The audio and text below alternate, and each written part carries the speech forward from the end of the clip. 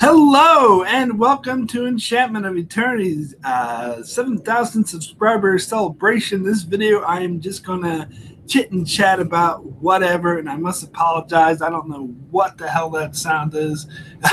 There's some kind of loud machine outside of and I've been trying for fucking ever to start this stream. I just had one technical difficulty after another. First, my microphone wasn't working, so I had to restart my computer. Then the camera wasn't working, so I had to use a different browser. And then the internet stopped working, so I had to go reset the modem. It's just like blah, blah, blah, blah, blah. Anyway, finally on. Yes. Oh, he says apologies for what? I guess you couldn't hear that loud noise. That's good because I could hear that, but it's gone now, so that's good. Anyway, yeah. So I'm just here to just chit chat about whatever. If you notice any other technical issues I'm having, please let me know in the chat. Hopefully this will be smooth from now on. So. It's kind of cheesy. Like YouTube channels do this a lot. If they get a certain amount of subscriber, mark, they come on and be like, "Oh, I have this amount of subscribers." But it's just an excuse to chat with you guys. Just come on and chit chat and shoot the shit and talk about whatever. But it is interesting because I was trying to look up when I hit 6,000 subscribers. I'm pretty sure it was over a year ago, or I mean like 2 years ago. It might have been 2 or 3 years ago when I hit 6,000 subscribers, because I remember doing a video when I hit 6,000 subscribers and my celebration for that. And yeah, so it's been like 2 or 3 years. It took me that long to hit 7,000 subscribers. And I remember I did a video when I hit 3,000 subscribers, but I didn't do one when I hit 4 or 5 because it happened so quick. Like it went from 3,000 to 6,000 within less than a year, I think, because that was around the peak of the Game of Thrones theories and stuff like that when my videos were really hot. So the past couple of years hasn't been as well because it took me that long just to get another 1,000 subscribers. And to be honest, like the number count keeps getting up and down. And so I think it's very likely that after I make this video, my subscriber count might drop below 7,000. But so if you're watching this and it's below 7,000, like, what are you talking about? But it's a net positive. Like it keeps going back and forth, up and down, but I get more up than down. So it's slowly going up. So if it does drop below 7,000, it will be above 7,000 soon. So don't worry.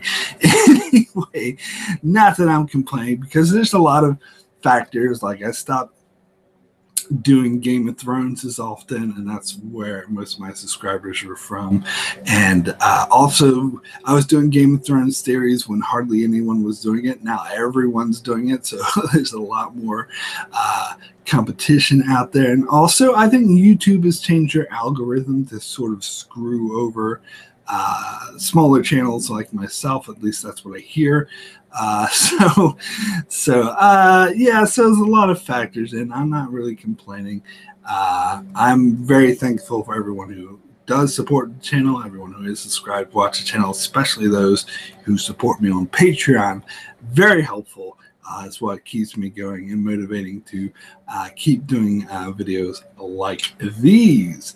And just to say in the chat, Carnal Doomsday, always good to see you, of course. And Hands of Stone, congratulations on 7,000. Thank you. Thank you so much. Oh, I'm dropping out a bit. Oh, fluctuating is the word you're after. Oh. Am I fluctuating? Am I okay? Oh, you're talking about the number, right? I guess fluctuating could work in that regard.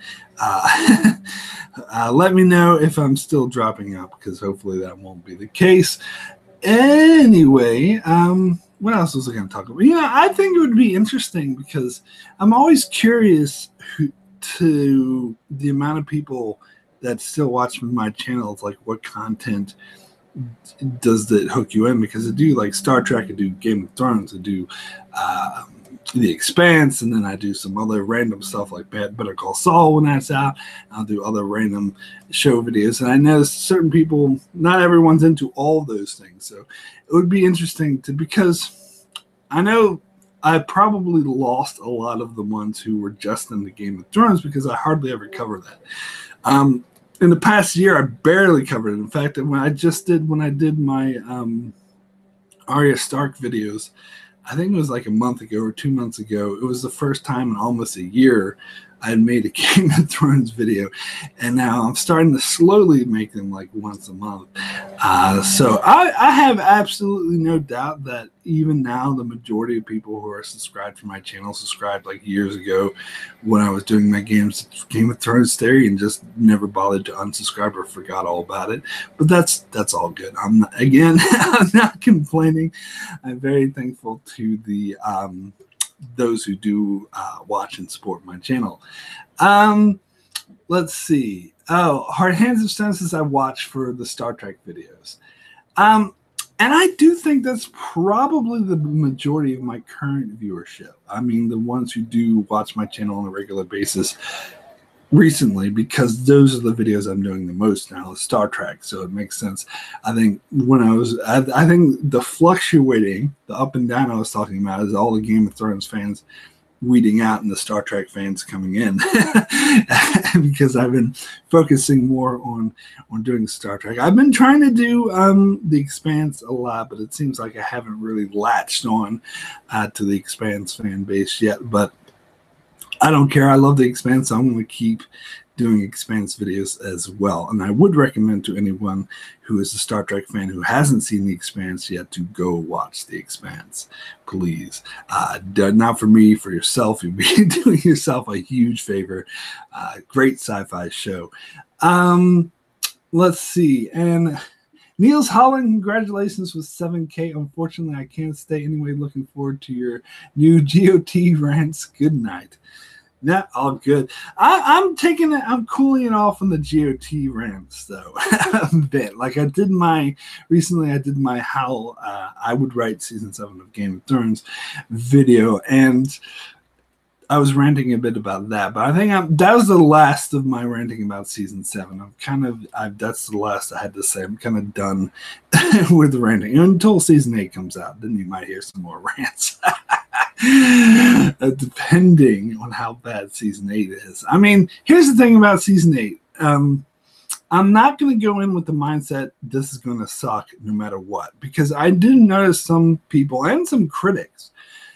This happens a lot where there's like a lot of production news, where there's reshoots and a lot of production issues. And I notice a lot of critics will go in with the mindset that this movie sucks because of the production issues or whatever. And so when they see it, they'll just they're already convinced it sucks, so they watch it just to have their preconceptions confirmed, because nothing's going to change them. They already know it's going to suck, so it's going to suck no matter what. There's some, like, for me, the classic movie of this is X-Men Apocalypse, which I loved. I watched it a second time to say, oh, maybe I was overhyping it the first time I saw it. Maybe it wasn't that good. So I watched it again. I was like, no, it is that good. And I really, to this day, do not understand why so many people shit over that movie. And I'm not saying it's everyone, but I'm sure it's a lot of the critics. It's because of the production news. Like, they already convinced themselves this movie's going to suck, and they went in with expectations that it's going to suck, and it sucked. It's not just that movie. There's a lot of other movies and stuff. So what I'm saying is I am not going to do that with season 8. I'm not going to come in with the mindset this is going to suck, it's going to suck, and just have my confirmation and my feeling confirmed. I want to go in with an open mind. I want to judge it on its own merits. And if it sucks, I'll say it sucks, but if it's good, I'll say, hey, that's good. And I try to do that with season 7 too, if you notice. Even the ranty videos I do about season 7, like my overall review and how I would write videos I recently did, I try to point out the positives as well, because season 7 wasn't all bad, particularly the first 4 episodes. There's a lot of good in this, so I make a point of saying, no, this is good, this worked, this is good. And this is when it went downhill and started to suck. So I try to be objective and judge things on their own merit. So with season 8, I'm going to come in with an open mind. But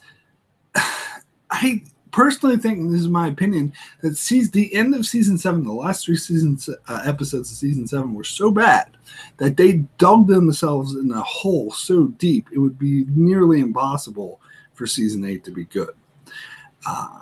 That's just how it appears to me. Now, I'm not going to come in with that mindset and say, oh, season 8 is going to suck no matter what. I would love to be proved wrong. Please, for the love of fuck, prove me wrong, and that season 8 can recover. I would love nothing more than to have a good season 8. And so I'm going to be open-minded to that. But at the same time, I'm not going to, going to the other spectrum, I'm not going to Phantom Menace it where I want it to be good, so I'm going to convince myself that it's good even though it's not, which personally, just my opinion, I think a lot of people did for season 7. I honestly believe, I don't want to point any fingers to any individual, but I honestly believe that a lot of people who love season 7 were Phantom Menacing it. And if you don't know what I mean by Phantom Menacing, I mean, and I do this a lot, so I'm not saying this is a negative. I did this with the Star Trek 2009. I actually loved it when I first saw it because I was Phantom Menacing it, because I wanted to like it, so I convinced myself it was good. So that's what I mean by Phantom Menacing, because a lot of people did this with the Phantom Menace, is that they wanted to love it, so they convinced themselves that they loved it. They convinced themselves that it was good, but then years later, they look back on it and they were like, actually, this isn't good. And they realized it just caught up in the hype, and because they wanted to like it, they convinced themselves that they liked it. And I honestly believe that years from now, a lot of people will admit that they'll start to see the light and see that they were doing the same thing with season 7 of Game of Thrones. That because it's Game of Thrones, because the first 6 seasons were so awesome, because the first 6 seasons were so good, they convinced themselves that season 7 was good as well. But years later, when they look back at it objectively, they're going to say, okay, I must admit, not quite as good. So I'm going to try not to do that as well with season 8. But of course, I didn't do that with season 7. So I think I'm pretty ahead of the curve there. Anyway, let's see what's going on in the chat. Let's see. MDB 7,000, nice milestone. Congrats. Thank you so much. And Cardinal Doomsday said Atkins said this pretty much the same thing. No high expectations from him. Yeah. To be honest, and I think Atkins has said this as well, because we're in the same mind on a lot of things. Not everything, but on a lot of things. He also said that he was looking forward to the prequels more than season 8, and I totally agree. I'm actually much more looking forward to the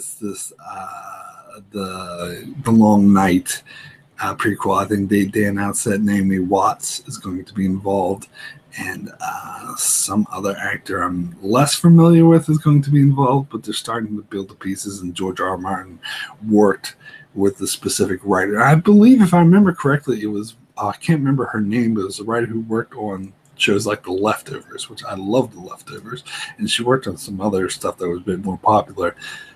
Her name's eluding me at the moment, but I think it's that she's going to be, I don't know if she's going to be the showrunner, but from my understanding, she was the one who came up with the idea that it was her creation, and George R. R. Martin helped her. Correct me in the chat if I'm wrong, but I'm pretty sure from memory that's the case. So that really makes me feel really positive that George R. R. Martin, because George R. R. Martin can't come out and say that season 7 sucks. I mean, he's associated with the show. He's a producer. He can't go right out and say it. But if you're watching any of his interviews, and just the lack of any mention of the Game of Thrones TV show is telling.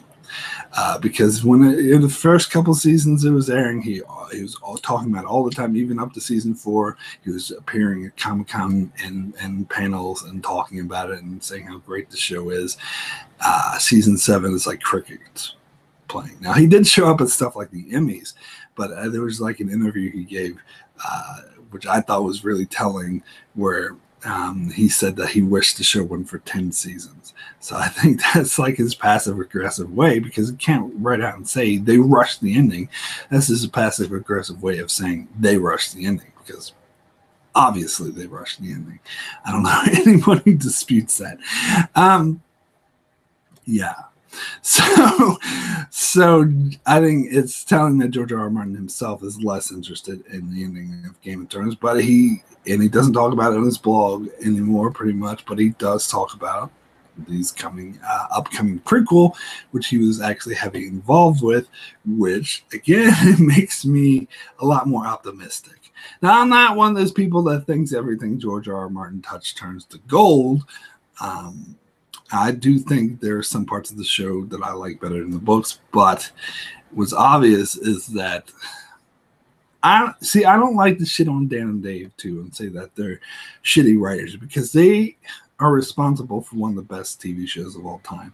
They were the masterminds behind 6 of the best seasons ever seen in television. So I'm not going to sit there here and shit on them and say that they're assholes or that they're hacks, that they're idiots. And I still disagree with those who do. But for whatever reason, they couldn't hack it with season 7. Now, there's a lot of speculation. Like I speculated, it's because they were tired and they just wanted to get Game of Thrones over with. I had someone, insult me for doing that and saying I was being obtuse or rude or whatever, which is ridiculous. I think it's pretty evident. I don't know that for sure, though, but it's just a theory, but I think it's a plausible one. Another theory is that, or most common theory, I think, is that without the source material, they just couldn't hack it. I think it's a combination thereof of those two, honestly. And I honestly think it has more to do with them being tired. But I think the fact that they didn't have any source material is definitely a sign. So that's why I have some hope for season 8, because I think with season 8, they had more of a taking 2 years off, more of a time to sort of get it right and to not be so exhausted. Like I think they were way too exhausted from constantly doing this really demanding show for 6 years with no breaks. So the fact that they took such a long time to slowly get it right makes me a bit optimistic. Also, what makes me optimistic is they have better directors coming in. That they have David Nutter, who did some of the best episodes, like Dance with Dragons and the Red Wedding episode. He's doing I think 2 or 3 episodes.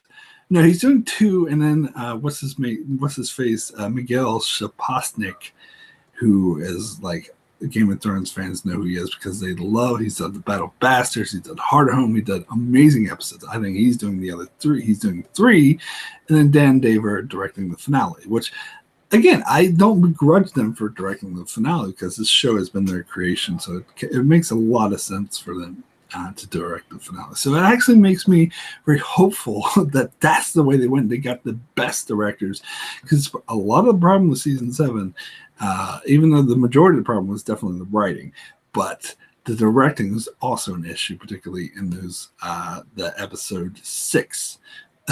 Beyond the Wall, which a lot of people recognize as the worst episode of Game of Thrones. I personally disagree. I think it's the 3rd worst. I think the 2nd worst was the episode 5, Eastwatch, and the worst is episode 7, cartoon fan service Ice Dragon episode. That, to me, that was definitely the worst. But anyway, but what else have we gotten here in the chat? Let's see. MDB says, my view on Game of Thrones has worsened a lot. I reviewed the last 3 seasons and saw a lot of review videos, mainly Preston Jacobs and the Dragon Demands, and they opened my eyes even further.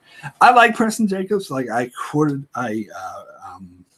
quoted him as my inspiration for doing How I Would Write, but I don't always agree with him. Particularly his views on season 5 and 6. I think he was way too harsh on season 6. I do think, even though he would personally disagree with this, I do think he is a bit of a book snob, a bit, and expects the show to be exactly like the book in some places. Not in all places, to be fair to him. A lot of places he does recognize the show as his own thing. But I think like his channel a lot, and a lot of times I get inspired by his videos. He makes good videos, and I think he deserves all the popularity he gets, but don't always agree with him. Particularly on season 6, because I love season 6. I don't care what anyone says, because a lot of people were saying, like him in particular, was saying that season 7 was bad, but of course it was, because season 5 and 6 were bad as well, which I completely disagree with. I love season 5 and 6. Particularly season 6, I think, was one of the best seasons of the show. But season 7, even the first 4 episodes of season 7 were good. Not great. They did have some flaws, but they were still, if the last 3 episodes would have been good, then it would have been a good season. Or it should have been last 6 episodes, because it should have been a 10-episode season. Anyway. What else have we got in the chat here? Fandom D Saint says you deserve 7,000K and much more. Well, thank you. Thank you so much. Damn, this is a Game of Thrones shame or celebration stream. It turned into a Game of Thrones shame. I'm sorry. I'm just going to chit-chat about whatever. You guys want to talk about something else, then I'll be free to do so. Let's see. Blah, blah. It says, I like Game of Thrones for the first 4 seasons. The main reason I don't like the other seasons is because all the characters I like kept dying. Well, it's Game of Thrones. Of course, all the characters die. That's the whole thing behind Game of Thrones. So I don't know. I still love season 5 and 6, even 5. The only season I didn't like was season 7. Yeah, and I agree. I agree with that. Remember to take a minute to relax, Cardinal. Oh, yeah. Let's see. Sorry. Always fun stuff in the middle of a stream. Oh, MD says, by the way, enjoying your long Game of Thrones analysis videos a lot, Mark. They're very good. Well, thank you. I'm glad people are enjoying them. So I plan on a month until season 8 comes out, which who knows will that be. Some people say April, but now that's been contested, saying it's not going to be April. I personally wouldn't mind it.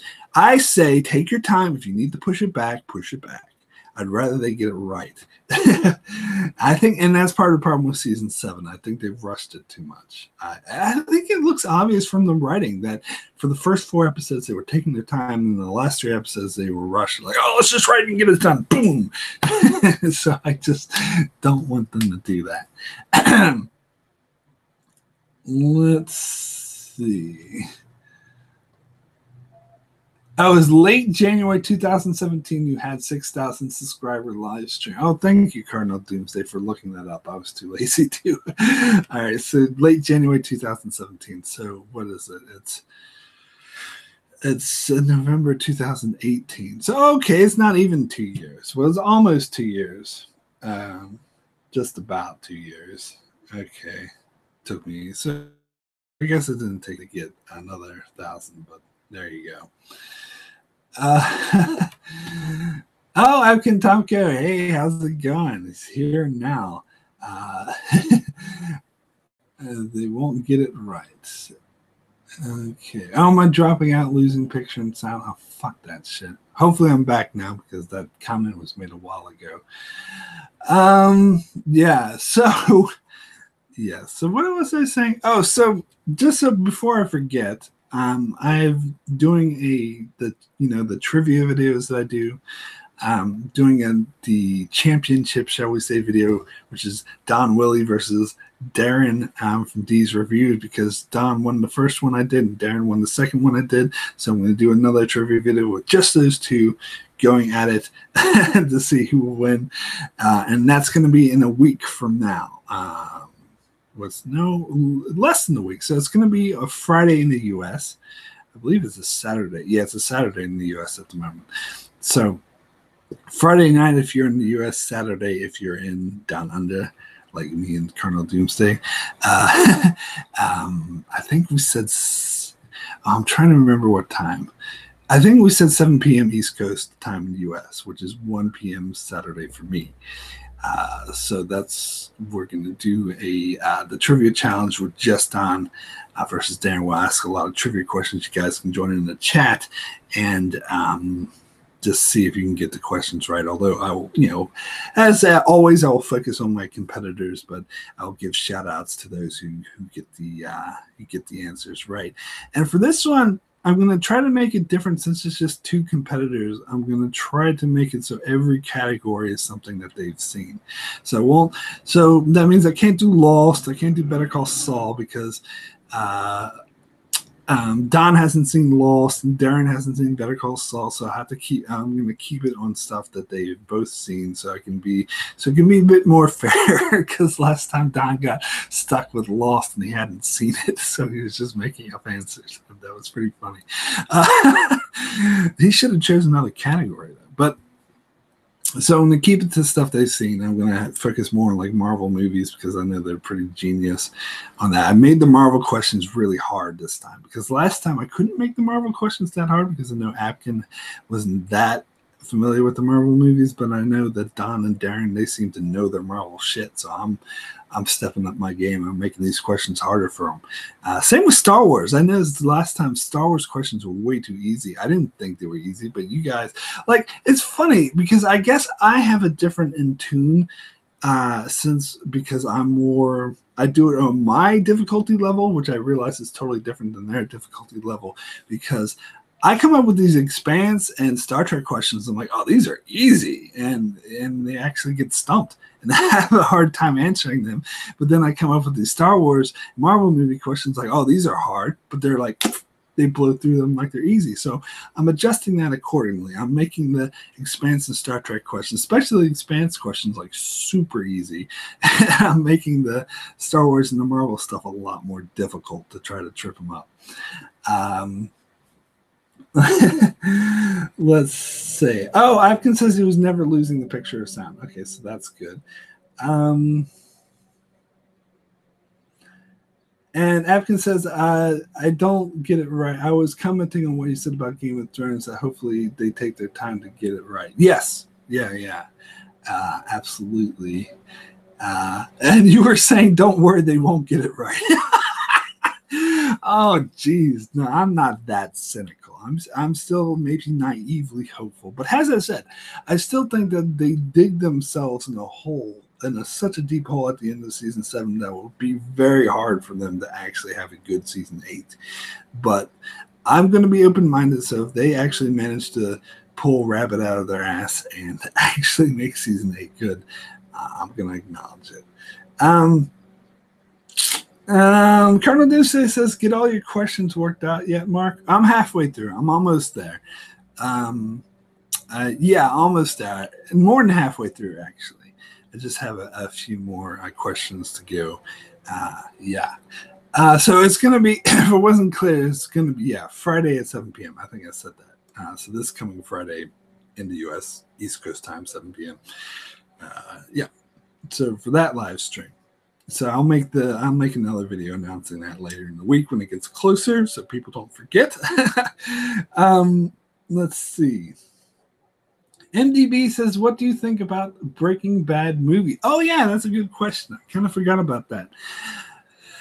I think I was watching a video. I can't remember if it was Collider or Stream Junkies. It might have been Screen Junkies, but one of the two. One of the commenters said something which I think perfectly summed it up for me. I think maybe it would have been Collider, actually. But anyway, one of the commenters that summed up my feelings perfectly on this upcoming Breaking Bad movie is that it's Vince Gilligan, and in Vince I trust.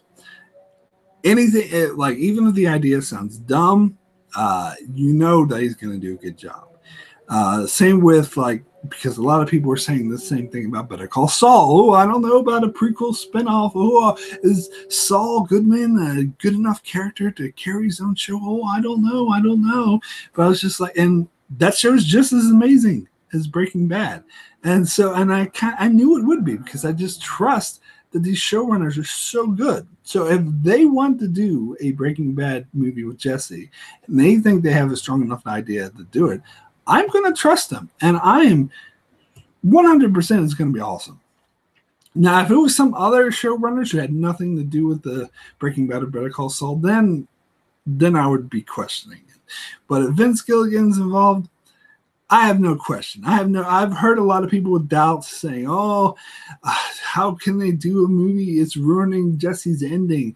Well, personally, I disagree with that because and I've known a lot of people as well who, even though that ending was really good for Breaking Bad, although I'm spoiling it, spoilers for the ending of Breaking Bad, but is that when Jesse was in the car driving off and going, "Yeah!" Like, that was good ending for Breaking Bad, but you do kind of wonder what happened to him afterwards. In fact, I've known a lot of people who wanted to know what happens to Jesse after this. And so I think getting a movie about that would actually be really cool. But regardless of the idea or how good or bad you think the idea is, it's Vince Gilligan, so it's going to be awesome. Done. Period. End of discussion. Anyway, what else have we got going in the chat? Let's see. Let's see. MDB says, I did see Breaking Bad, but I still have to come around to Better Call. Oh, come on. You should need to watch Better Call Saul. And I was saying the same thing to Hapkin. If you're still watching Hapkin, you still need to watch Better Call Saul. I had some friends recently who saw the first season of Better Call Saul but stopped watching the show. And just recently, they watched the entire show up to the recent. They were like, "Oh my God, this show's amazing. Why weren't we watching this? What was wrong with us? We should have been watching this the whole time." That's exactly what you guys will think once you finally watch Better Call Saul. It's, "Oh my God, this show's so awesome. Why haven't we been watching this?"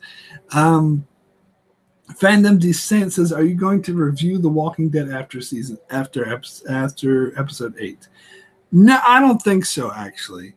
I was originally my plan to, but I don't really want to watch The Walking Dead, if I'm being completely honest. And I mentioned this in one of my update videos, is that I'm just done with that show. Watching it, especially the last couple seasons, or last season, like both halves in particular, it's like a chore watching. It's not something I want to do. It's something I feel obligated to do because I've covered it on my channel in the past, and some people like hearing me talk about it. Although I've gotten comments on my last Walking Dead video recently where people saying, "Oh, well, you must not like anything. How could you not like season 8? Blah, blah, blah." So I don't know. I guess there's other people who like to shit on the show who like to hear me shit on the show as well. Although I wasn't that negative on the last season, to be honest. I didn't say it totally sucked. I said it was okay. I think season 6 is the crash. and season 7 was kind of just like, ugh. And season 8 was just like, all right. I mean, there's good things about it, but I'm just done with it. I'm sick of it. The show should have ended. And they're doing all these spin-off movies with Rick Grimes, apparently, and I have no interest. I'm not going to watch that. I am kind of curious, a little bit curious to watch season, I think it was 3 or 4. It might be 4 of Fear the Walking Dead. Well, the one when Morgan comes back, the most recent one, because I haven't seen that yet. And so I'm just a little bit curious to see how they incorporated Morgan into the show. But I don't think I'll ever watch that either. I just lost, because you got to understand is I was never that into zombie stuff in the first place. Like, I don't watch zombie movies. I don't like zombie movies. I don't watch any of these other zombie shows out there because I'm just not interested in zombies.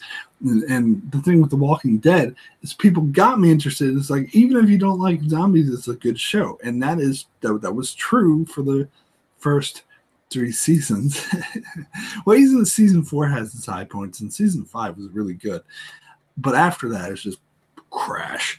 So the thing is that the only reason I was watching it is because it was going above and beyond what a typical zombie show would be like. But it's not anymore. Now it is just a typical crappy. It's an example of a show like 24 or Dexter that is going on far beyond its usefulness.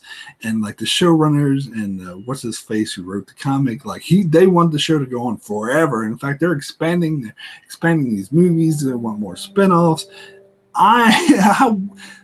They're doing this on a show that's ratings are dropping. That doesn't make any kind of business sense.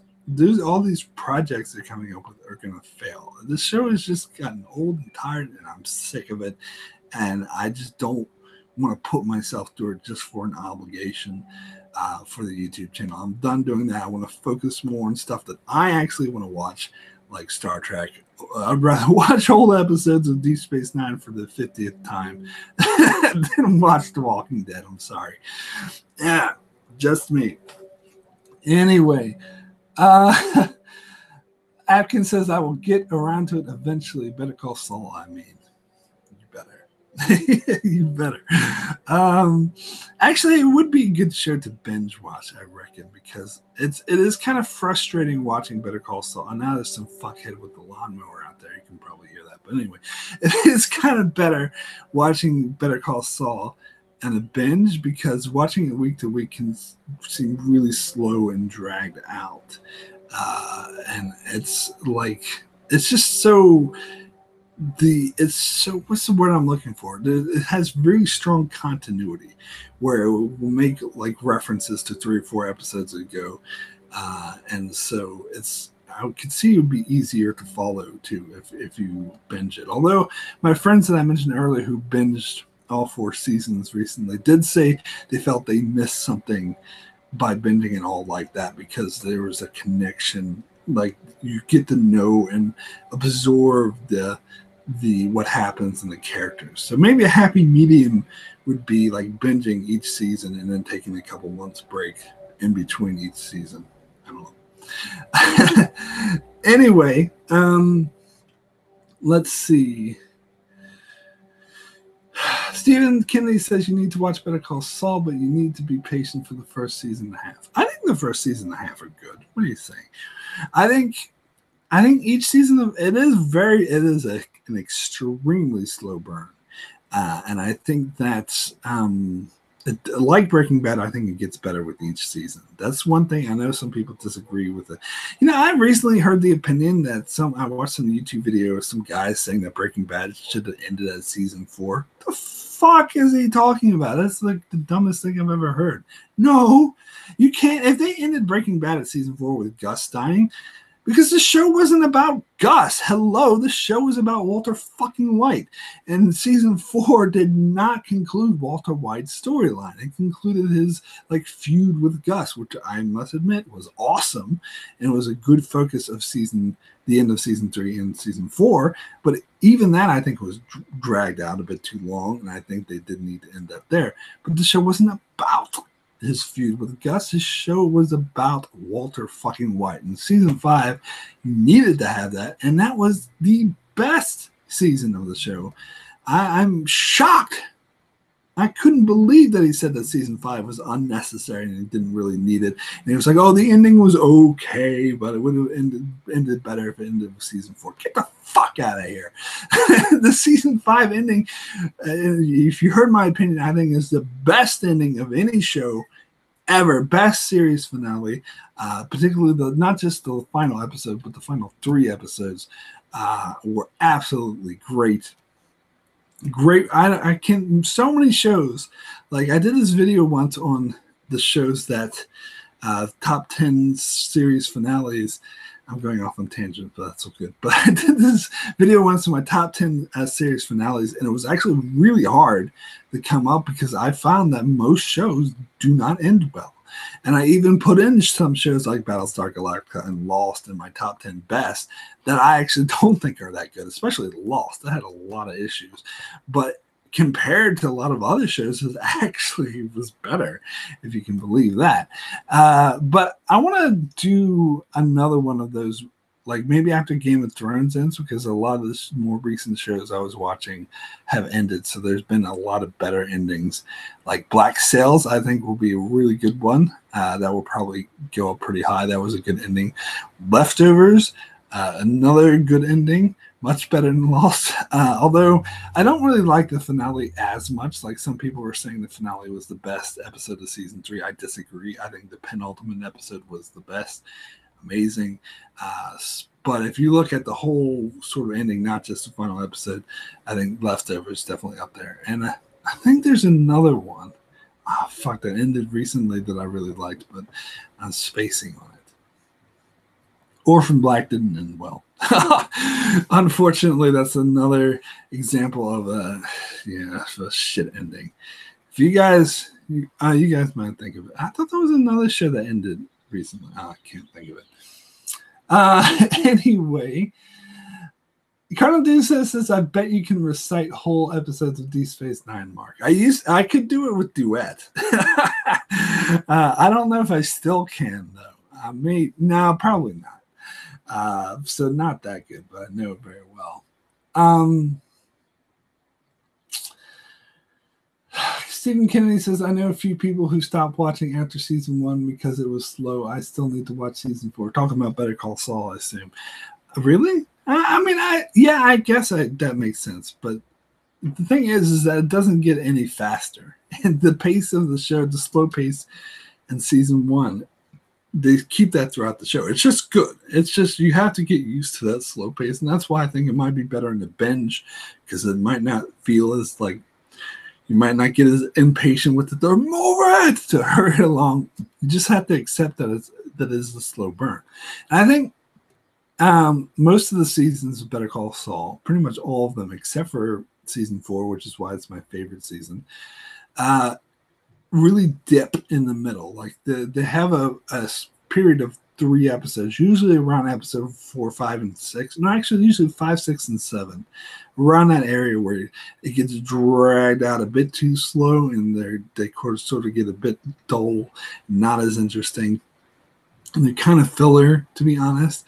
But then the season picks up again. So it has a strong start, strong finish, kind of dips in the middle. Season 3 was kind of different, where it had a strong middle, but sort of dipped at the end. But season 4 is the only show that was like consistently like a rock.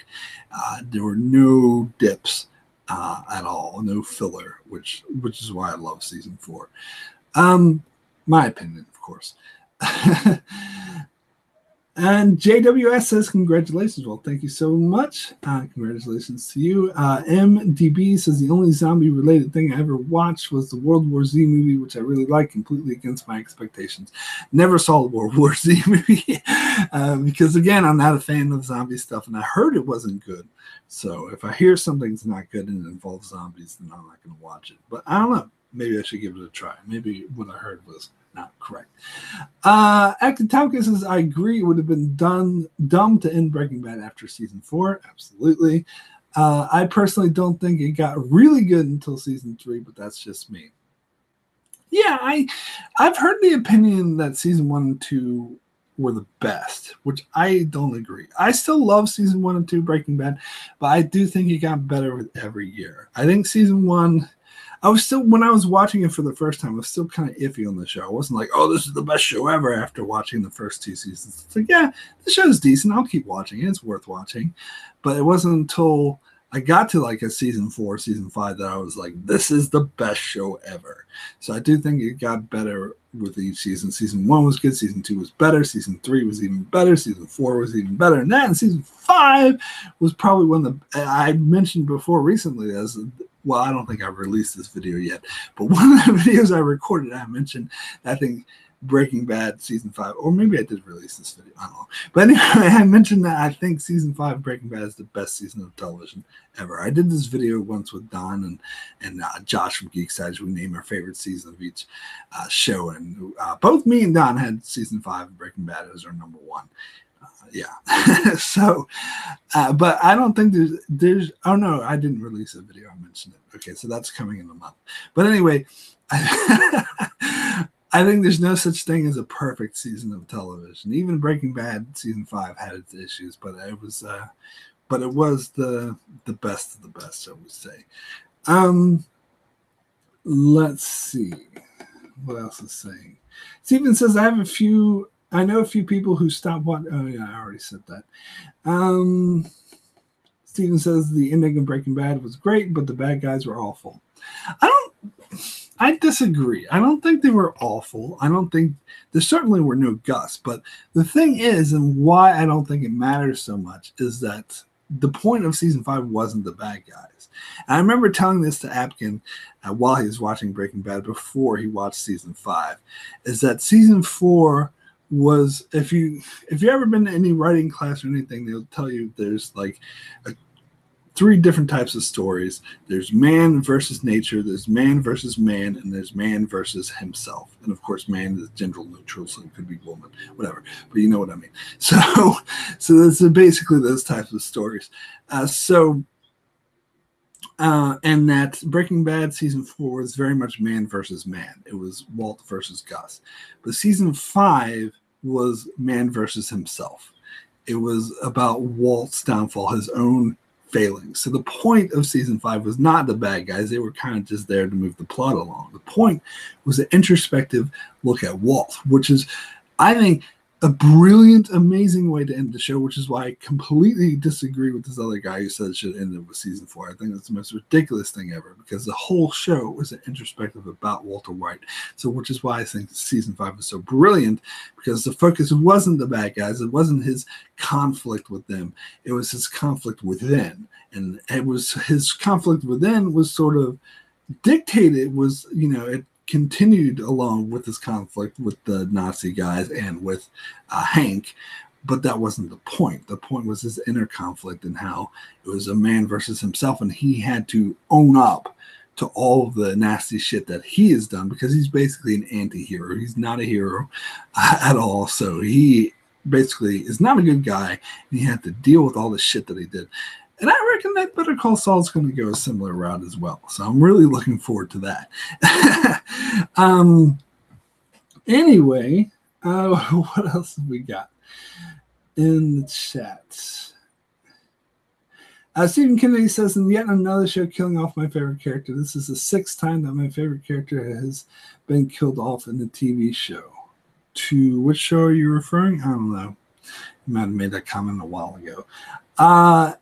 MDB says, do you think we'll see the main Breaking Bad characters in the next season of Better Call Saul, or not at all? I think we should. I think we will. I don't know. It depends, because I think we have to catch up to the time that Saul worked for Walter White. And I don't know if they're going to time jump past it, or if we're going to see moments of it and just get the different side of things. So the show see Saul when he wasn't with Walter, but during that same time period. I don't know how the show's going to handle it, but I think they need to. They need to either have that or have a time jump past it, because we see at the start of each season, we see the flash forwards with Gene in Omaha. And I think it's pretty much set that the show is going to end with that. I mean, it has to resolve, because every year we get a little snippet of that story. So this whole show needs to end with catching up to that timeline and resolving that. So that means they either have to jump past or sort of skirt through the time with Walter White. And I don't know if that's going to happen next season. I think it could. I don't know, because there's a lot of different schools of thought on how many seasons the show's going to go for. They haven't announced yet that next season is going to be the final season. It has been renewed, to my knowledge. I do believe it has been renewed for season 5.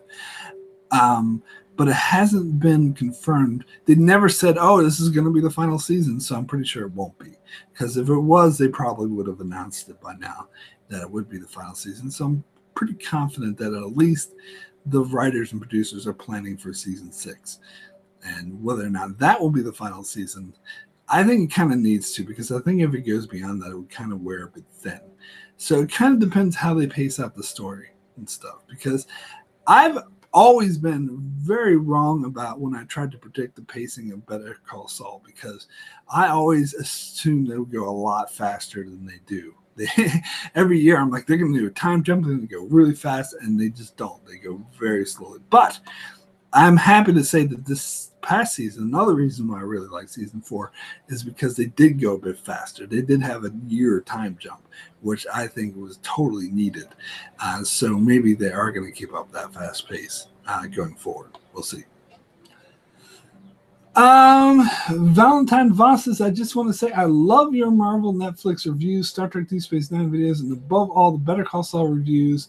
Number one reviewer for me.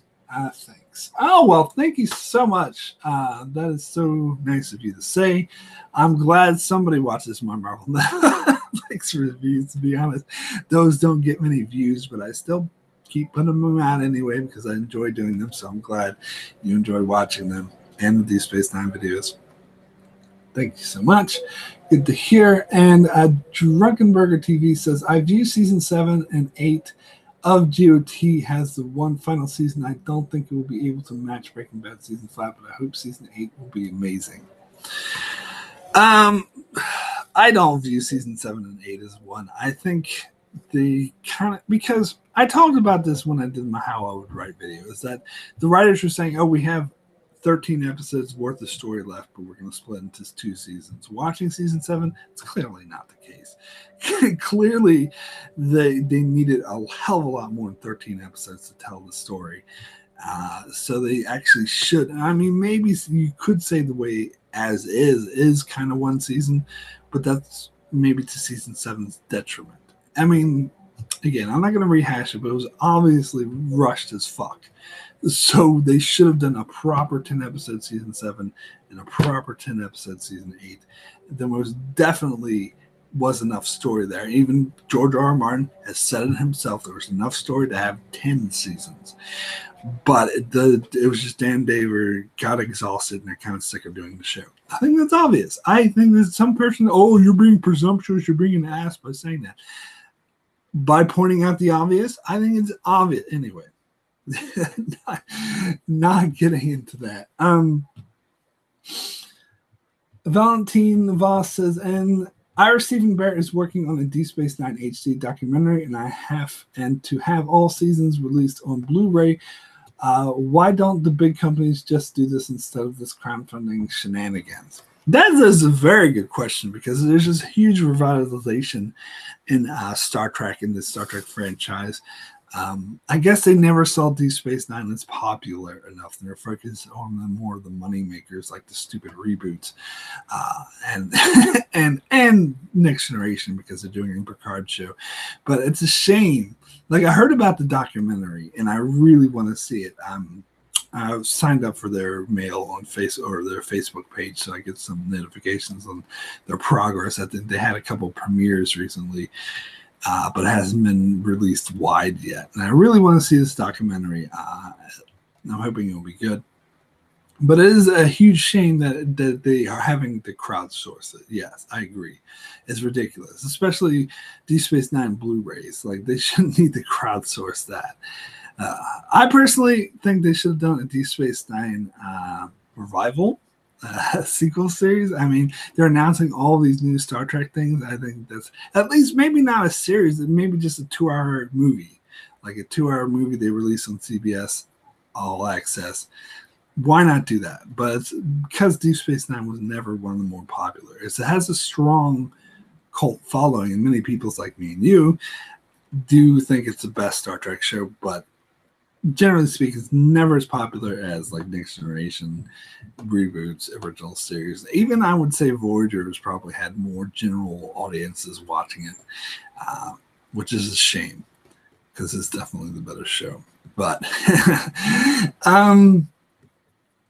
Stephen Kennedy says Breaking Bad, The Sopranos, Angels, Star Trek Enterprise, Buffy the Vampire Slayer, and The Wire. That list of shows. What list of shows?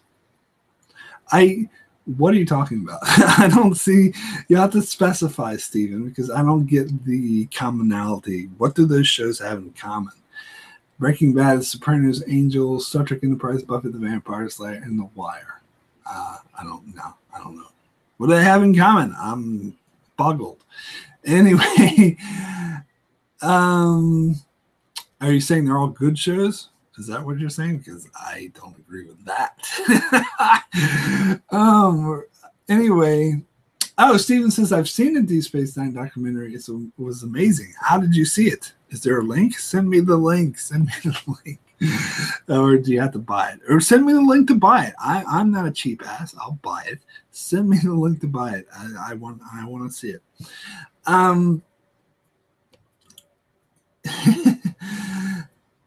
Let's see.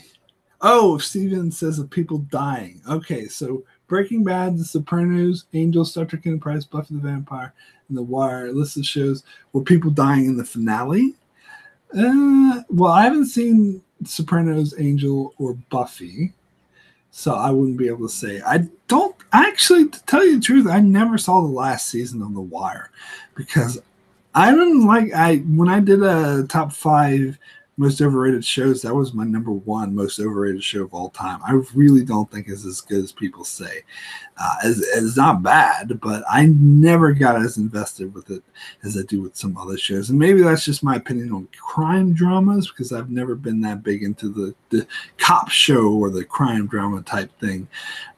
But when you compare it to other cop shows, this is like The Wire's above and beyond, like way better than all the rest. But since I don't like cop shows in general, it's not actually saying that much. And you want to talk about a slow burn, nothing can beat The Wire. And The Wire is the slowest paced show ever to exist, and I will put down my money on that. Now, that doesn't necessarily mean it's bad, but I don't know. I do think for my money it was too slow at particular points. I remember I really liked I think it was season 3. It was the season with the Amsterdam thing. I thought I enjoyed that storyline, but I think it was season 4. The story with the kids, didn't like that season at all. To be honest, I didn't bother with season 5, and so that's why it's hard for me to say it's the best. To agree with the people saying it's one of the best shows of all time when I wasn't even motivated enough to watch the last season. That's like a deal breaker. I have to be motivated to watch all seasons of a show for me to consider as being one of the greatest shows of all time. And I just wasn't motivated with The Wire. Sorry.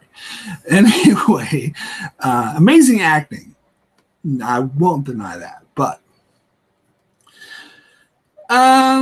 gotta go off on all sorts of tangents, but that's all good. Well, so what was the other show you said where people dying? Star Trek Enterprise. Trip died. Oh yeah, you mentioned Trip because I was actually happy when Trip died because I don't like him. Spoilers for Enterprise, by the way. Now that I already said it, but who cares? I will agree his death was handled very poorly, and the characters didn't seem to care. But I didn't care because Trip's dead. Hooray! Anyway. Hands of Stone says Avery Brooks seemed done with Star Trek, doesn't really do cons or interviews for it anymore. So you're talking about Deep Space Nine revival. I think they can entice Mr. Brooks back with enough cash money, but I don't know. He does do some interviews, maybe not as much as some of the other alumni, but I think he could be convinced.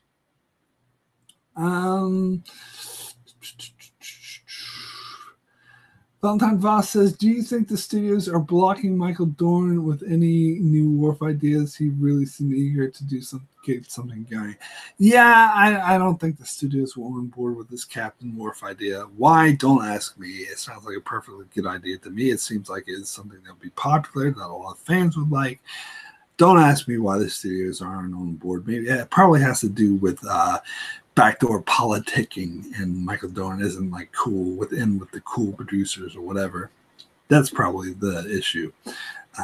Yeah.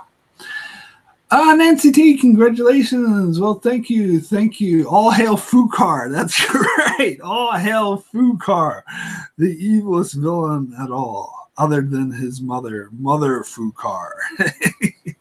Anyway, yeah, that's awesome. I should make that a regular deal. Oh my god, I've gotten through all the comments in the chat. What the hell do I have to talk about now? Oh, let me consult my notes. Oh yes, I did want to mention that I've seen the movie Bohemian Rhapsody. I was thinking about doing a review for it, or maybe a live stream review for it, but I don't know if I'll be bothered. I'll mention it when I do my top 10 movies of the year because I loved it. I loved Bohemian Rhapsody, and I totally disagree. It's getting a lot of negative reviews. Well, it's getting mixed reviews. Like when I first saw the reviews for it, I almost didn't see the movie because I was like, oh, it's just a generic biopic, musical biopic, and I was like, I'm not going to waste my time with that.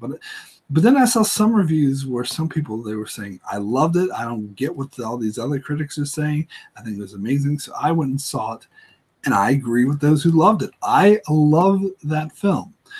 And now it made me realize it's kind of a dormant fan of Queen, because I never considered Queen one of my favorite bands of all time. Like, I never bought all their albums and listened to all their B-sides like I have with other bands, like some of the 90s alternative bands, which is more my thing, with Nine Inch Nails, Smashing Pumpkins, Nirvana. I would have lists and lists of all the rare, every single song they produce. I would listen to over and over again, have all their live concerts, and I would just go follow them around the country. I did that with Smashing Pumpkins. But so I was never that into Queen as I was with those bands, but I grew up with Queen. It was one of my mother's favorite bands. She used to play it all the time on road trips and stuff. And I remember when I was like 10 or 11, getting really into Bohemian Rhapsody, and I was like depressed or whatever at the time. It was the song that really got me through it.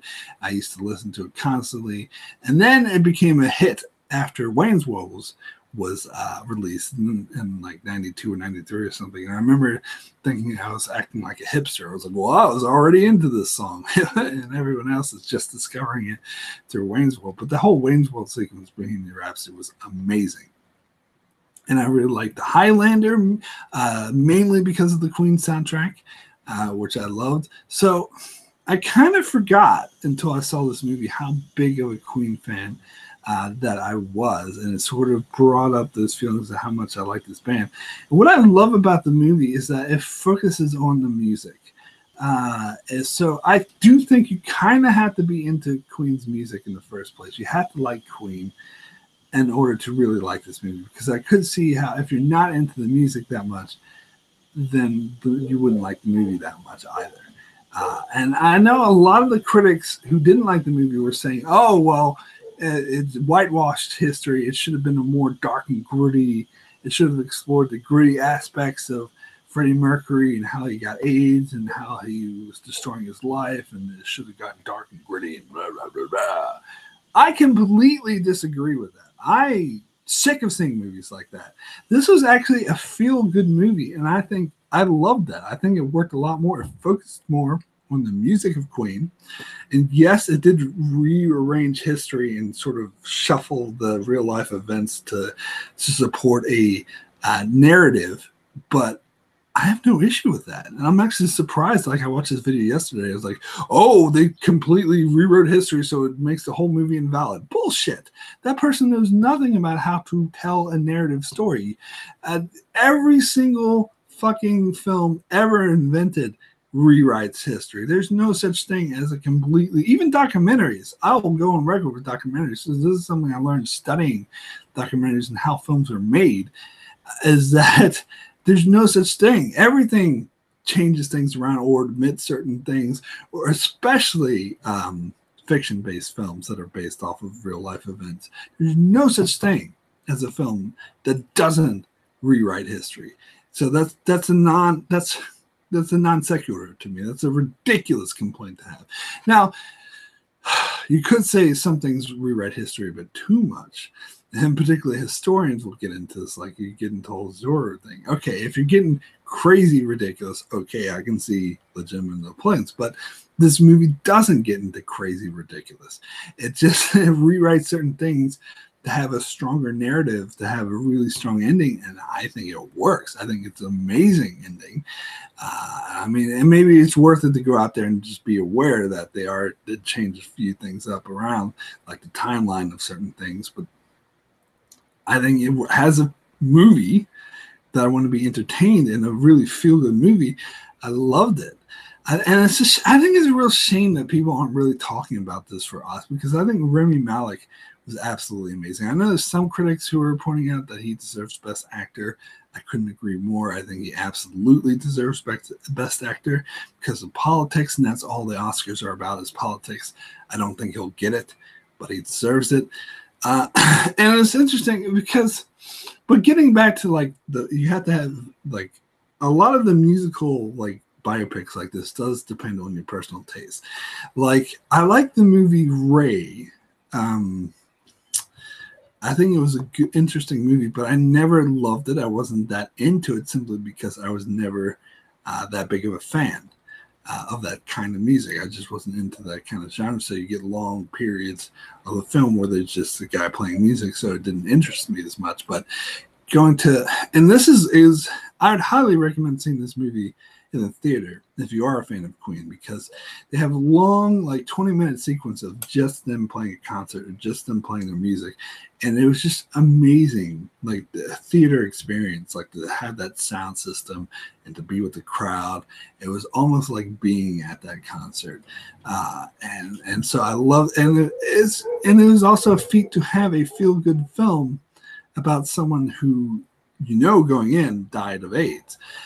So that ended on a high note was actually an accomplishment. And I think this film did an amazing job. So I completely, utterly disagree with, I mean, everyone's entitled to their opinion. I can see where they're coming from, but they're coming from a different perspective than I am. They want something different than what I want. So I loved it. Because I've heard people mention movies, the great biopics like Sid and Nancy and Amadeus, and there was another one, The Doors. Oh yeah, and I didn't like any of those movies. I was like, I don't like those movies. They're a bit too.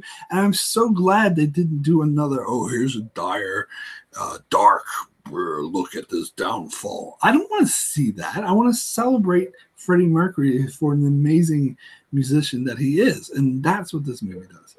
Anyway. Let's see.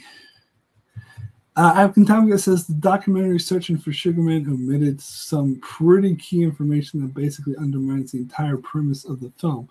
Which, yeah, absolutely. Documentaries do that a lot. What was Searching for Sugar Man a lot? Like, I remember I saw a documentary on, God, what the fuck is that guy's name? I used to like him. I don't really like him anymore. Julian Assange. I think the documentary was called something like I can't remember what it was called, but that documentary omitted like key facts, key pieces of information that completely undermined the premise of the documentary. And that I actually think was shameful. I think that's pretty much accounts to propaganda, because you are purposely being misleading and leading your audience to think of something as fact that actually is in fact, because you're leaving out key pieces of information. Now, the funny thing is, I've heard people accuse Michael Moore of doing the same thing with some of his earlier films. And if you look at the key pieces of information that he leaves out, they're actually not that key. they're kind of trivial. It does. I mean, some people say, it makes me rethink everything he's saying. Not really. It makes you kind of rethink it. It does bring in more nuance, but to me that is just a misunderstanding of how documentary filmmaking works. Like, I think having made some myself and studied it and seen how documentary filmmaking is constructed, it is telling a story. You are creating a narrative. And so if there's information or things that are superfluous to a narrative, just like you construct any story, any movie, any book, you would leave out information or things that are just going to clutter the story. You have to have a focused narrative, just like any book. That's not just saying, these facts get in the way, like the Julian Assange thing, because that's just criminal, because the facts that they omit undermine their entire premise. That's another case entirely. But with normal documentaries, and I think this is the case with Michael Moore, is just, even though it would add nuance, you can't have everything that adds nuance, because you have to have a focused narrative, if that makes any sense. Anyway, let's see. Jerome says, in terms of biopic films, Bohemian Rhapsody was pretty good in my opinion, but it just felt like it was missing something. Even everything that happened was true. It didn't really feel honest to me. Fair enough. Fair enough if you feel that way. I didn't feel that way. I thought it was a great mix of focusing on the music and focusing on Freddie's personal life. I think it didn't go too much into one or too much into the other. It did a perfect amount of each. And I thought the storyline of his personal life, like his relationship with can't remember her name at the top of my head, was constructed really well. I think it came across as a really touching story. Now, whether or not it actually fit into real life events is another question, but as a movie, I thought it really worked. Um, Colonel Doomsday should have been called The Doors anyhow. I think I know the one you mean about Assange. Oh, yeah. And Jerome says, compared to the first man that came out this year, which I love, I had no clue how honest it was to real life, but it felt honest to me. I don't know. I like Bohemian Rhapsody a lot, but I wished I loved it. Fair enough. Again, fair enough. I haven't seen the first man yet. To be honest, it looks kind of boring to me, but I don't know. Maybe I'll get around to watching it, because I've heard mixed things about that as well. If everyone was coming back and saying, this movie is amazing, then I might go see it. But hearing mixed stuff, I just don't have enough motivation because it looks kind of boring. Sorry. Atkins says, Searching for Sugar Man was about this folk singer from the 70s who liked one hit in the U.S. and then dropped off the face of the earth.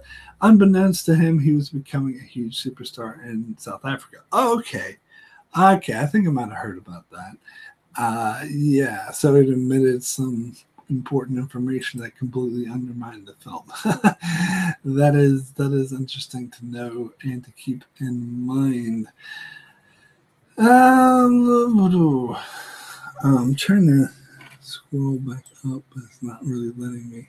I'm missing some chats from earlier. Let's see. Okay, Gecko Cujo 76. Haven't seen you in a while. How's it going? So congratulations on 7,000. No matter how well it could be explained, the Cat's Paw Dagger and the Song of Ice and Fire being Blair and Steel never makes sense. Doesn't it? Okay. I don't know. I don't know. I'm not really into the whole scene anymore. Maybe I'll take your word for it. Anyway. What else have we got going for us? Yeah, I think that's about it. What else did I have to talk about? I'm running out of ideas. How long have I been talking for? Talk about that. I talked about that. Yeah, pretty much talked about everything. I guess there's some Star Wars news. I've never been that big of a Star Wars fan. I recently watched The Last Jedi, and I was thinking about doing a video about how I thought about on my rewatch, but it's kind of become the controversial topic that you just don't want to touch with a 9-foot pole. It's like just bringing up Star Wars, especially The Last Jedi. It just incites arguments and hot feelings, and I have the guy I live with who constantly brings up The Last Jedi every chance he gets because he hates it, and I'm just sick of it. I'm just enough. I'm sick of talking about it. But so that's why I haven't done a video on it, even though I kind of want to, because I have more things to say about it, because I have kind of reassessed my feelings when I first saw it, when it first came out, because I'm not as big on it as I was, because I do see some flaws. Some more flaws in it, particularly the storyline with Poe Dameron and purple hair woman. What's her face? Holdo. I don't mind that she has purple hair, by the way. I think that's a ridiculous complaint. Oh, she has purple hair. Who cares? But I didn't like her character, and I didn't like that storyline.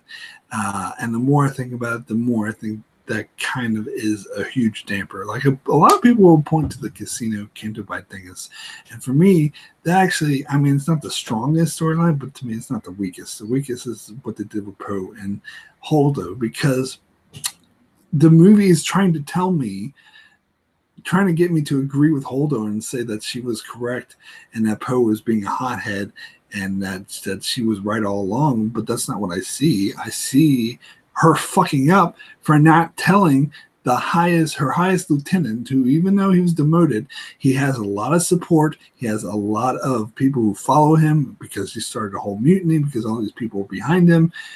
She should have told him his plans, and that would have solved everything. But no, she's like, oh, you listen to me, shut up. And I know this is the whole thing about the chain of command, but even then, you have to be smart about it. And she was stupid, because she obviously hadn't had as much respect as he had, at least with the starfighters, the people on the ground.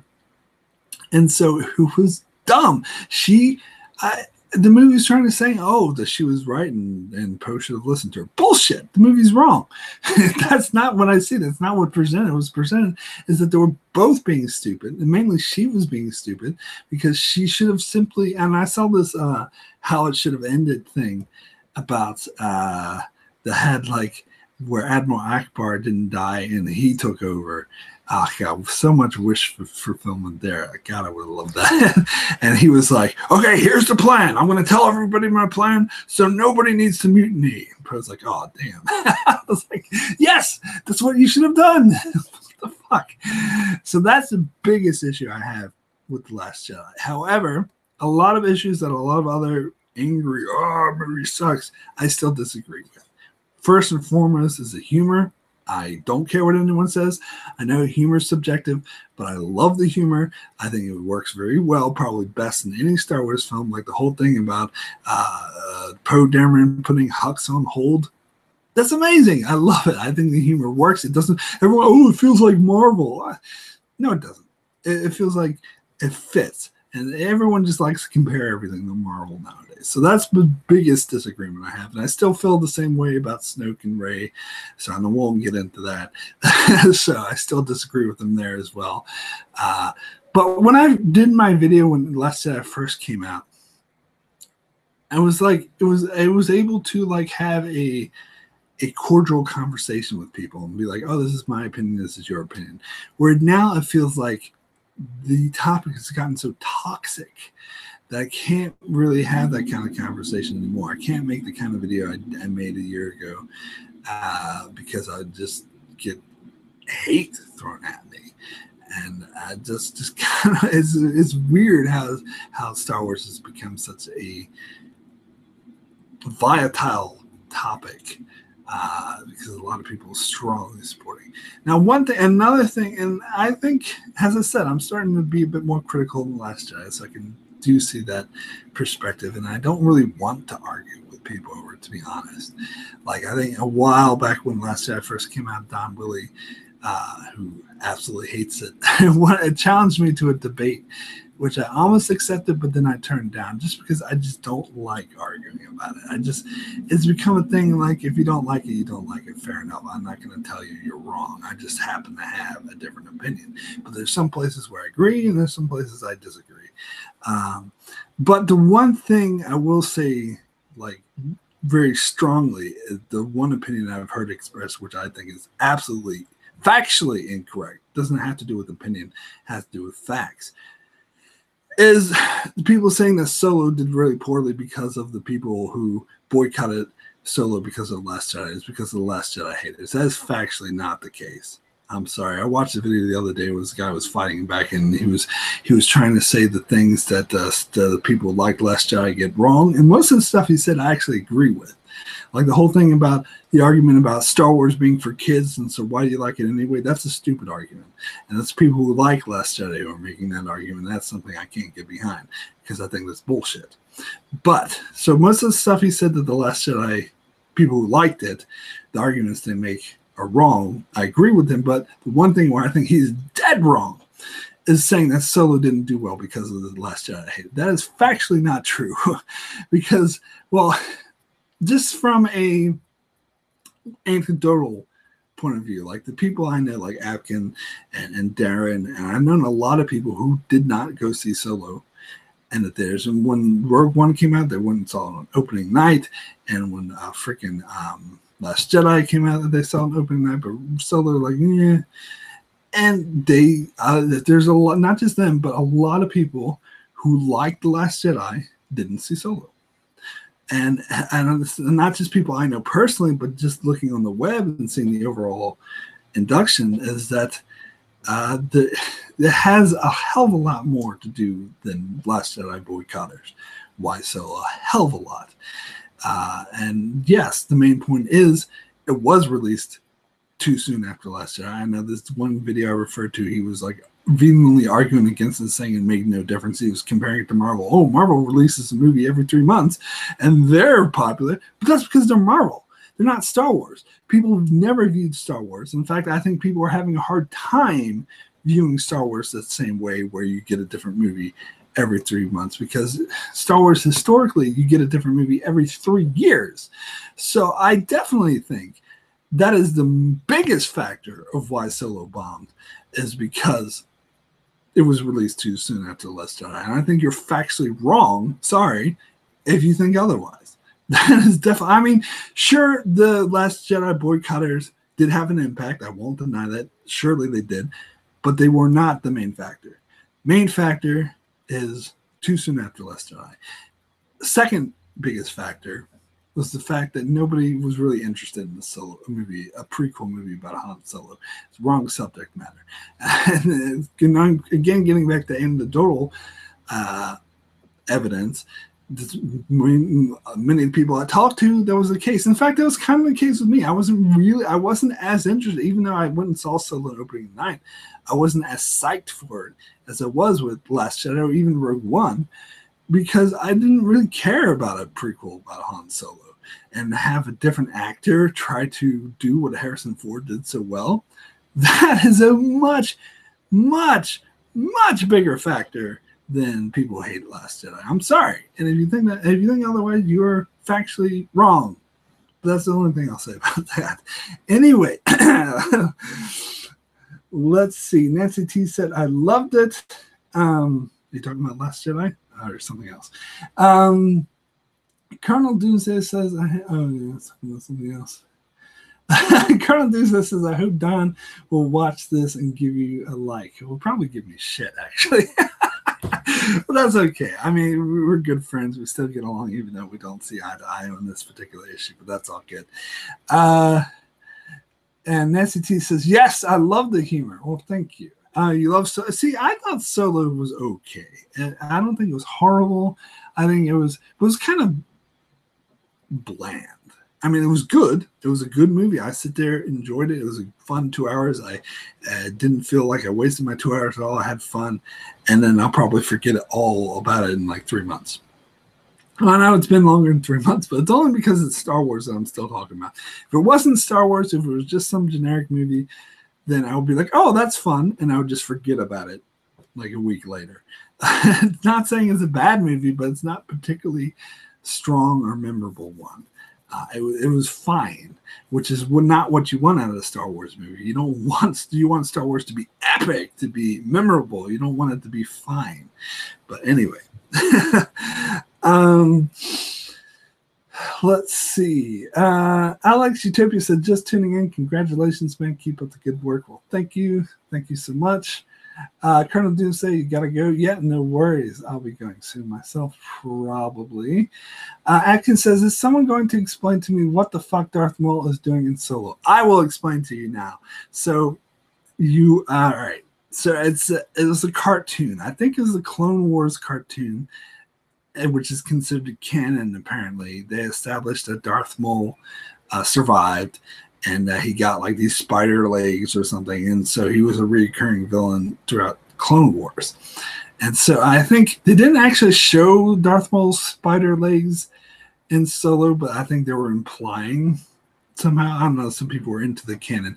So I never watched the Clone Wars. I didn't know this from watching it, but I just heard about it from people who have seen it in reviews and stuff. So I actually knew this before I went into the movie, before I saw Solo. So I knew, oh, they're taking it from the cartoon canon. So that's another sort of debate that can be had. Should they have taken like this canon or established thing from a cartoon TV show? Because there's people, I think a lot of people like you, Afghan, who'd never seen the show, never heard of that, would have no idea what the fuck Darth Maul is doing there. But that's the deal. Let's see. Nancy says, I agree, though they're being released too soon, one right after another. Yeah, and I've heard, like, the news is they're going to stop doing that. And I think that's wise. I think that is the smartest thing they could do, is that, because there's a lot of projects they had about, like, a Boba Fett movie and a Obi-Wan Kenobi movie that they're scrapping, and they're going to take it a bit more slowly. And I think it hasn't been officially announced, but I think the feeling is that they're going to do one every 2 years, which would be wise. at least every 2 years. I think to do any more than that, people are going to have franchise fatigue. Like that one video I've said, oh, franchise fatigue is bullshit because people see Marvel movies 3 times a year. Marvel's a totally different beast. That's apple and oranges. You cannot compare Marvel to Star Wars and say, oh, but just because they see 3 Marvel movies a year, they'll see 3 Star Wars movies a year. As I said, Star Wars is never like that, and people do not view Star Wars as that, and they can't adjust to that, and they're just not going to. And so franchise fatigue most certainly is a thing with Star Wars. And if you think otherwise, you are factually wrong. Sorry. Anyway, let's see. Afkin says, no, they should not take canon from the cartoon. The whole idea that Darth Maul survived is stupid. Agreed. I agree with that. I never saw the cartoon, so I don't know their specific explanation of how he survived. Maybe it's not as cheesy as one would think. I don't know because I hadn't seen it. And yeah, MDB says I don't watch any of that cartoon stuff. Yeah, I heard some rumors about how they're going to bring Luke back to life for episode 9, but they're just rumors, so I don't want to get too much into that. I don't know. I personally wouldn't mind if they brought Luke back to life for episode 9, because honestly, that's another one of the issues I have with Last Jedi that I'll agree with the haters about, is Luke dying seemed kind of tacked on and unnecessary. So I honestly wouldn't mind if they retconned that and be like, just kidding. JK, here's Luke. He's alive again. I actually wouldn't mind, but I hope they come up with a good explanation for it. Not just, oh, never mind. Not do the whole Voyager 7 of 9 was planted on Voyager bullshit thing. Worst retconning I've ever heard of. Oh my God. What else have we got? And Alex Utopia says that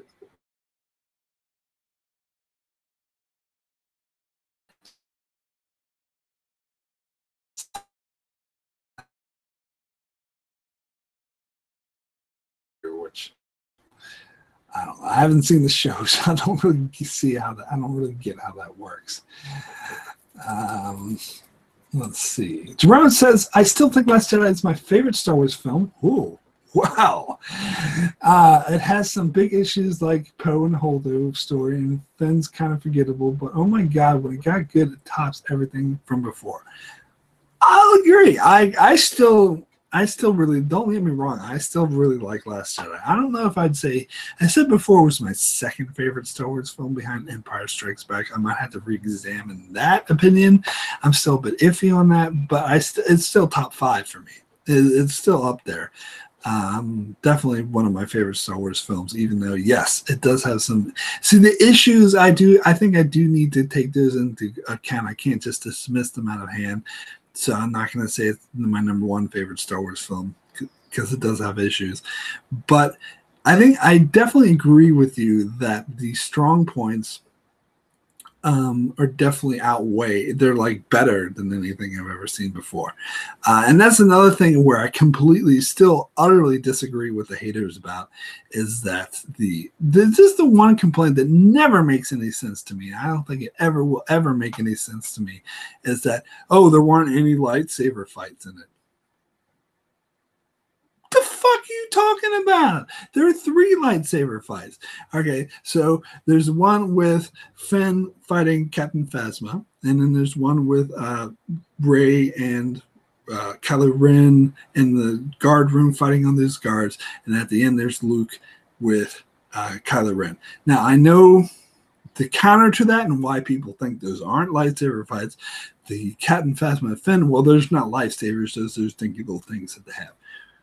And the thing, and the same, I guess the same sort of reasoning goes with Rey and Kylo Ren in the guard room. Well, those aren't really lightsabers, even though Ren and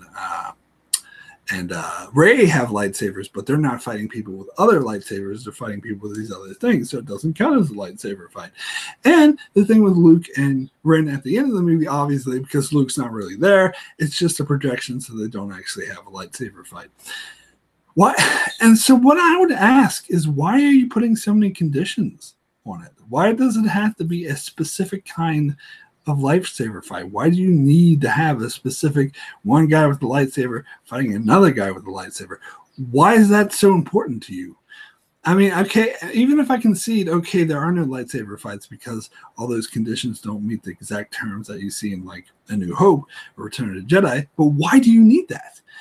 Honestly, I'm baffled to hell, and I'll never understand why people complain about that, why they need to have such a specific, all these conditions and rules. Well, it has to be this and it has to be that, because all three of those fights were awesome. And I honestly think all three of those fights, well, maybe not the Finn stuff, but the other two, the guard room and the Luke stuff, especially the guard room, was much better than any lightsaber fights in any of the Star Wars film previously. There, I said it. Especially the guard room, I think is hands down the best lightsaber fight in Star Wars. Even, okay, it's not a lightsaber fight because the other guys don't have light. Fine. Not a lightsaber fight, but it's the best fight sequence in Star Wars. I'm sorry. I will never change my opinion on that. I very strongly, firmly believe that. And I always disagree with people who put that. I remember I did a video with Josh and Don, and I said that, and they were like so pissed at me, especially Josh. I was like, you're crazy. That scene sucked. But, you know, we'll just, I love Josh too, by the way. So we'll just have to agree to disagree on that one. And it's, you know, it's fair. It's good for everyone to have different opinions, but that's my personal opinion, which I totally agree with Jerome in the chat, is that is the single best fight sequence in the entire Star Wars franchise. Oh, there's Don Willie. Hey, how's it going? You've lost your mind, Mark. Yeah, I know. I know. That's my opinion. Anyway, what else have we got in the chat? Let's see.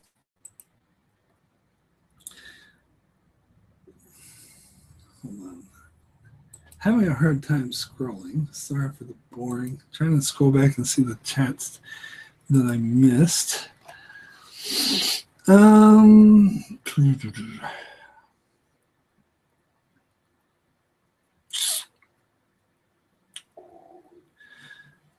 All right, Alex Utopia says, in short, Maul survived without legs on a garbage planet in Clone Wars. People find him, restore his legs, and he goes on a revenge trip trying to accumulate power, taking over a lot of syndicates. Well, I suppose I kind of need to watch the cartoon to get the context of that, but just from hearing that described, it seems like that seems something a bit cartoonish. So it's okay to have it in a cartoon.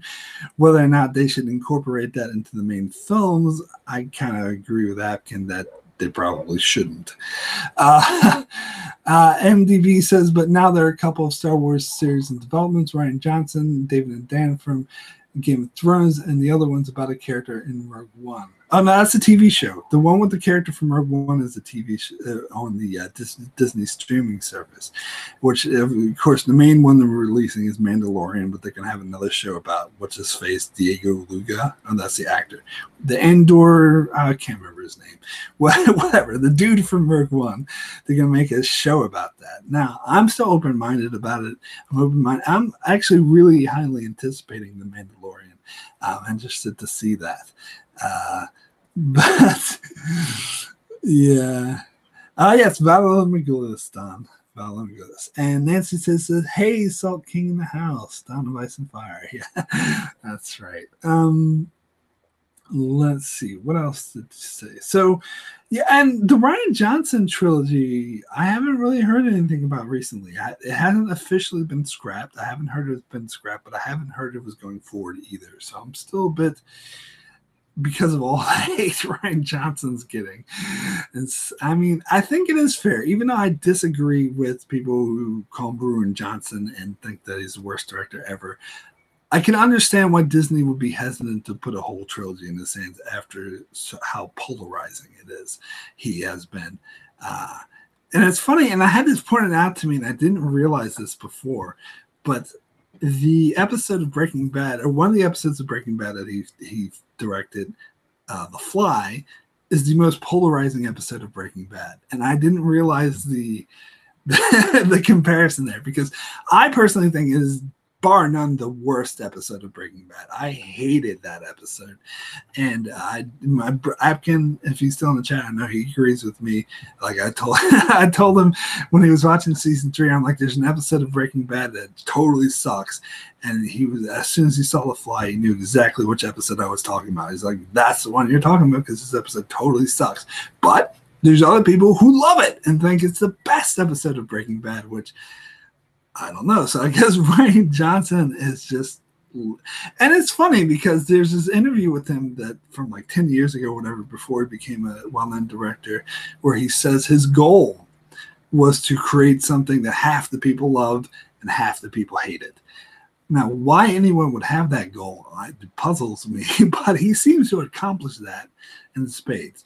So as much as I like Rian Johnson as a director, I can see why Disney might want to question putting him in charge of a trilogy. If his whole goal in life seems to be polarizing, that doesn't seem to be a very good goal, honestly. But also getting back to Breaking Bad, to be fair to Johnson, he's also responsible for directing Ozymandias, which is, generally speaking, the most people will say, including Vince Gilligan, will say is the best episode of Breaking Bad. And I agree. It's my favorite episode. So he directed my favorite episode of Breaking Bad and my least favorite episode. So the best and the worst episode of Breaking Bad were both directed by Rian Johnson. So, so I guess, yeah, that's kind of the director he is, very polarizing. So I'm not so sure. Me personally, I would love to see Rian Johnson do a Star Wars trilogy, but I know I think, even though I still think the Last Jedi haters are a vocal minority, and I will still stand by that, I do think they are a significant, large enough group to be taken seriously, and that their considerations should be, or their feelings should be taken into considerations, and that Disney should actually listen to them to an extent. Even though I just personally disagree with their opinion, I think their opinions are very valid and they should be heard. So, yeah. So in that case, I think maybe giving Rian Johnson, even though I personally would like to see it, a trilogy might not be the best idea. But so I haven't heard, it's still up in the air for all I know. But the Dan and Dave movies are what I hear are going forward. From what I hear, they're doing the next. So that's, to me, that's going to be the next Star Wars thing. Series of movies after Episode 9 is they're going to focus more on the Dan and Dave stuff, which again, Dan and Dave, getting into them, but I said earlier in this cast, if you've been here that long, that I don't think Dan and Dave are bad writers because they created 6 amazing years of television, 6 of the best years of television, even though they really fucked up in the last year. It doesn't, to me, make them bad writers. So I'm willing to give them a chance as far as the Star Wars goes, because if they're more interested and invested, because the thing with season 7 again, I think they just lost interest. And if they're more interested and invested, I think they can do a pretty good job. But anyway, Hands of Stone said, "Did you like the Rose character from The Last Jedi? Fans seem to hate her." Yeah, I thought she was fine. I didn't really have an issue with her. Rey, Luke, and Kylo's whole story is so good to me that it neglects the problems I have with it. When Luke walks out in a bunch of AT-ATs and the music ramps up, still gives me chills. I agree. Although I would probably say Rey and Kylo. I think Luke's story could have been handled a little bit better, but I'm not one of those people like, oh, Luke, they ruined Luke. He's a grumpy old man. Blah, blah, blah. Like, I don't agree with that, but maybe they could have done a little bit better with Luke. But the Rey and Kylo Ren stuff, golden. I think best the Star Wars franchise has ever done, my opinion. Anyway, Dawn of Ice and Fire says, "Don't let Johnson ruin anything else." Yeah, and as I said, fair opinion. MDB says, "Oh yeah, Fly." I remember that one. And Apkin, yes, I agree about the Fly episode. MD says, It goes on and on and on, just about a fly. Yeah. Well, the other thing about that episode is the characters like Walter White and Jesse completely out of character for the sake of comedy and for the sake of plot of the episode. That's the main reason why I hate that episode so much.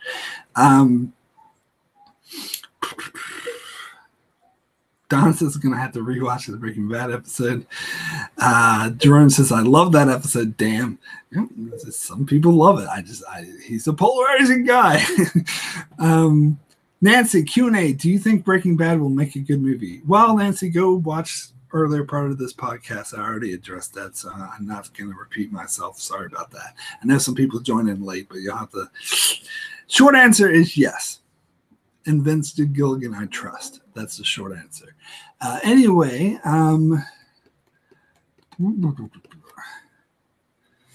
episode 8 would have been a great movie if it didn't have the Star Wars name attached to it. Fair opinion. And even though I don't agree, but it's fair opinion.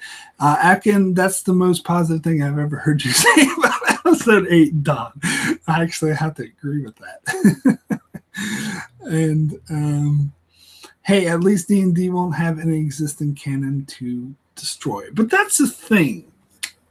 And I agree with that. But that's the thing. If Rian Johnson did a trilogy, but if he did it, because they're talking about, original concept was introduced of Rian Johnson's trilogy, talking about it being totally different, not having any Skywalkers, just being something totally different, then that would also be the case, is that Johnson wouldn't have any canon to destroy, so he could just go off and do his own thing. So I think it actually would be more accepted. Even some of the people who hate The Last Jedi might appreciate what he has to do if he's not playing with our beloved established characters. So maybe you should give him a shot. Just saying. Let's see.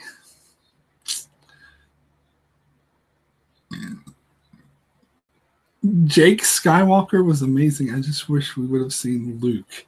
Okay. Never heard him referred to as Jake before. Not sure what's that a reference to. Yeah, what else do I have to say? I think I touched on pretty much everything that I wanted to touch on.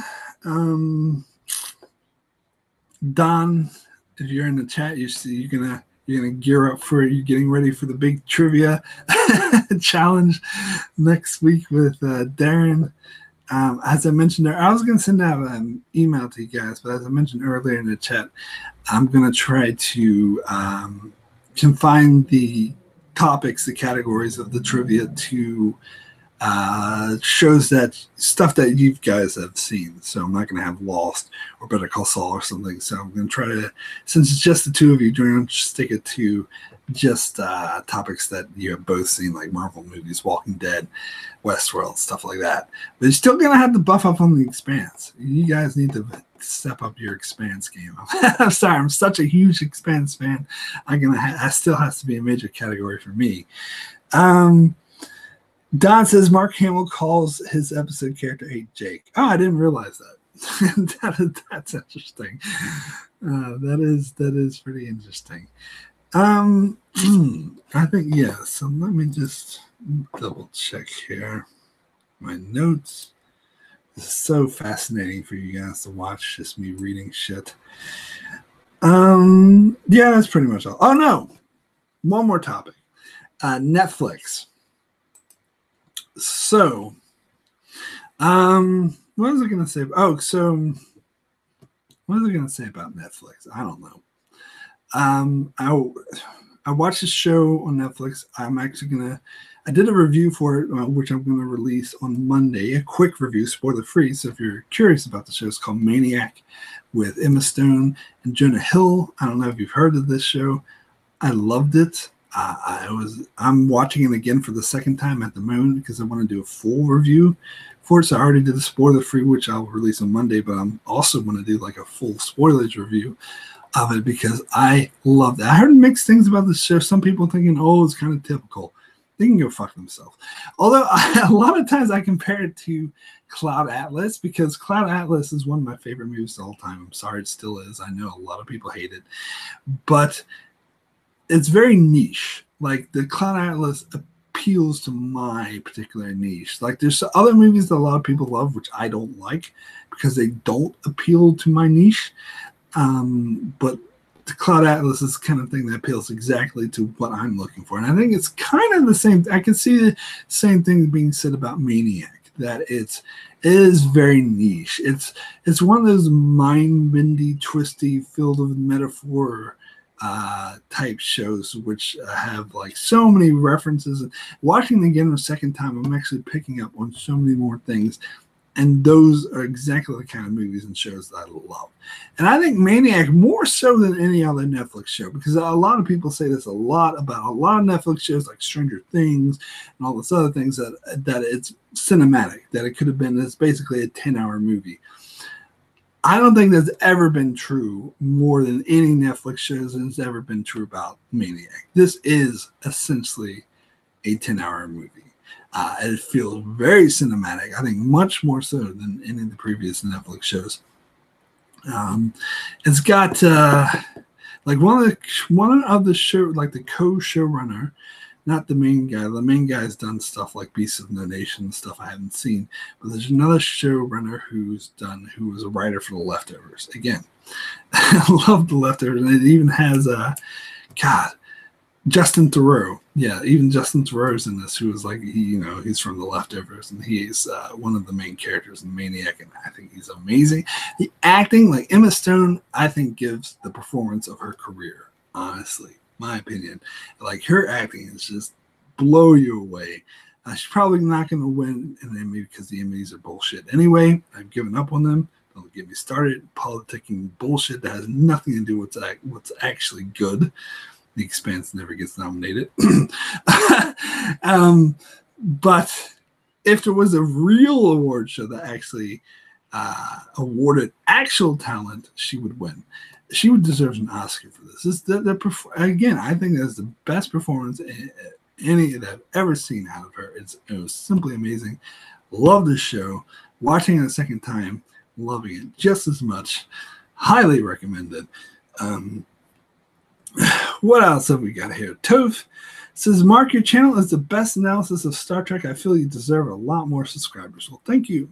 Thank you so much for saying that. That's very kind of you. And thank you for your support. I'm glad. It's good to hear that people enjoy my Star Trek videos. And Steven, I can't wait for his review of Season 3 of Deep Space Nine. Oh, I just finished recording the audio for that yesterday. Or I edited it, I put it together. So I just finished that video yesterday. Alas, it won't be released for another 3 weeks till the end of the month. Sorry, but I will say, as a sneak for that video, is that I didn't script it, mainly because I've been sick this week, so I got a bit behind on my video making schedule.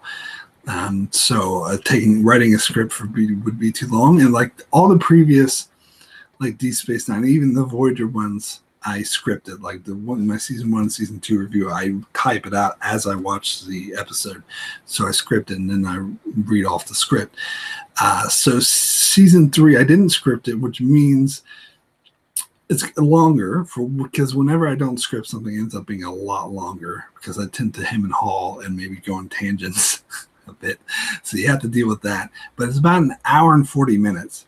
It's like the one for season 1, one for season 2, are each an hour long. Season 3 one's going to be an hour and 40 minutes. Some people may think that's better. Some people may think that's worse.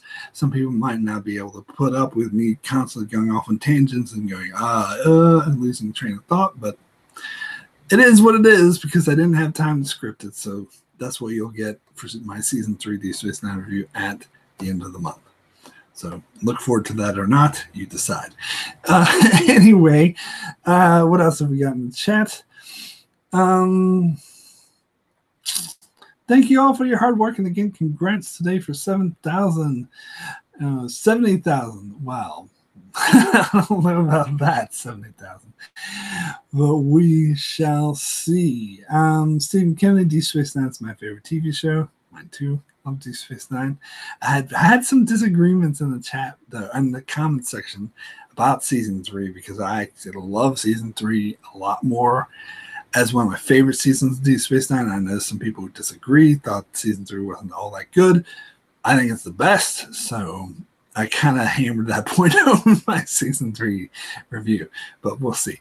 Hands of Stone says the titles of the Avatar sequels were announced. Looking forward to the sequels? No. I think the majority of people are probably very skeptical about the Avatar sequels, as I am. Yeah, because why do we need I didn't even like the first one that much. I mean, it was okay, but it's kind of a lot of people call it Dances with Smurfs or Pocahontas in space. So why do we need more? Don Willie says, remember to support Ducat. Yes, absolutely. Absolutely. But yeah, to answer your question, no, I'm not looking forward to the Avatar sequels. I might give them a shot, but they have a long way to go to win me over, to be honest.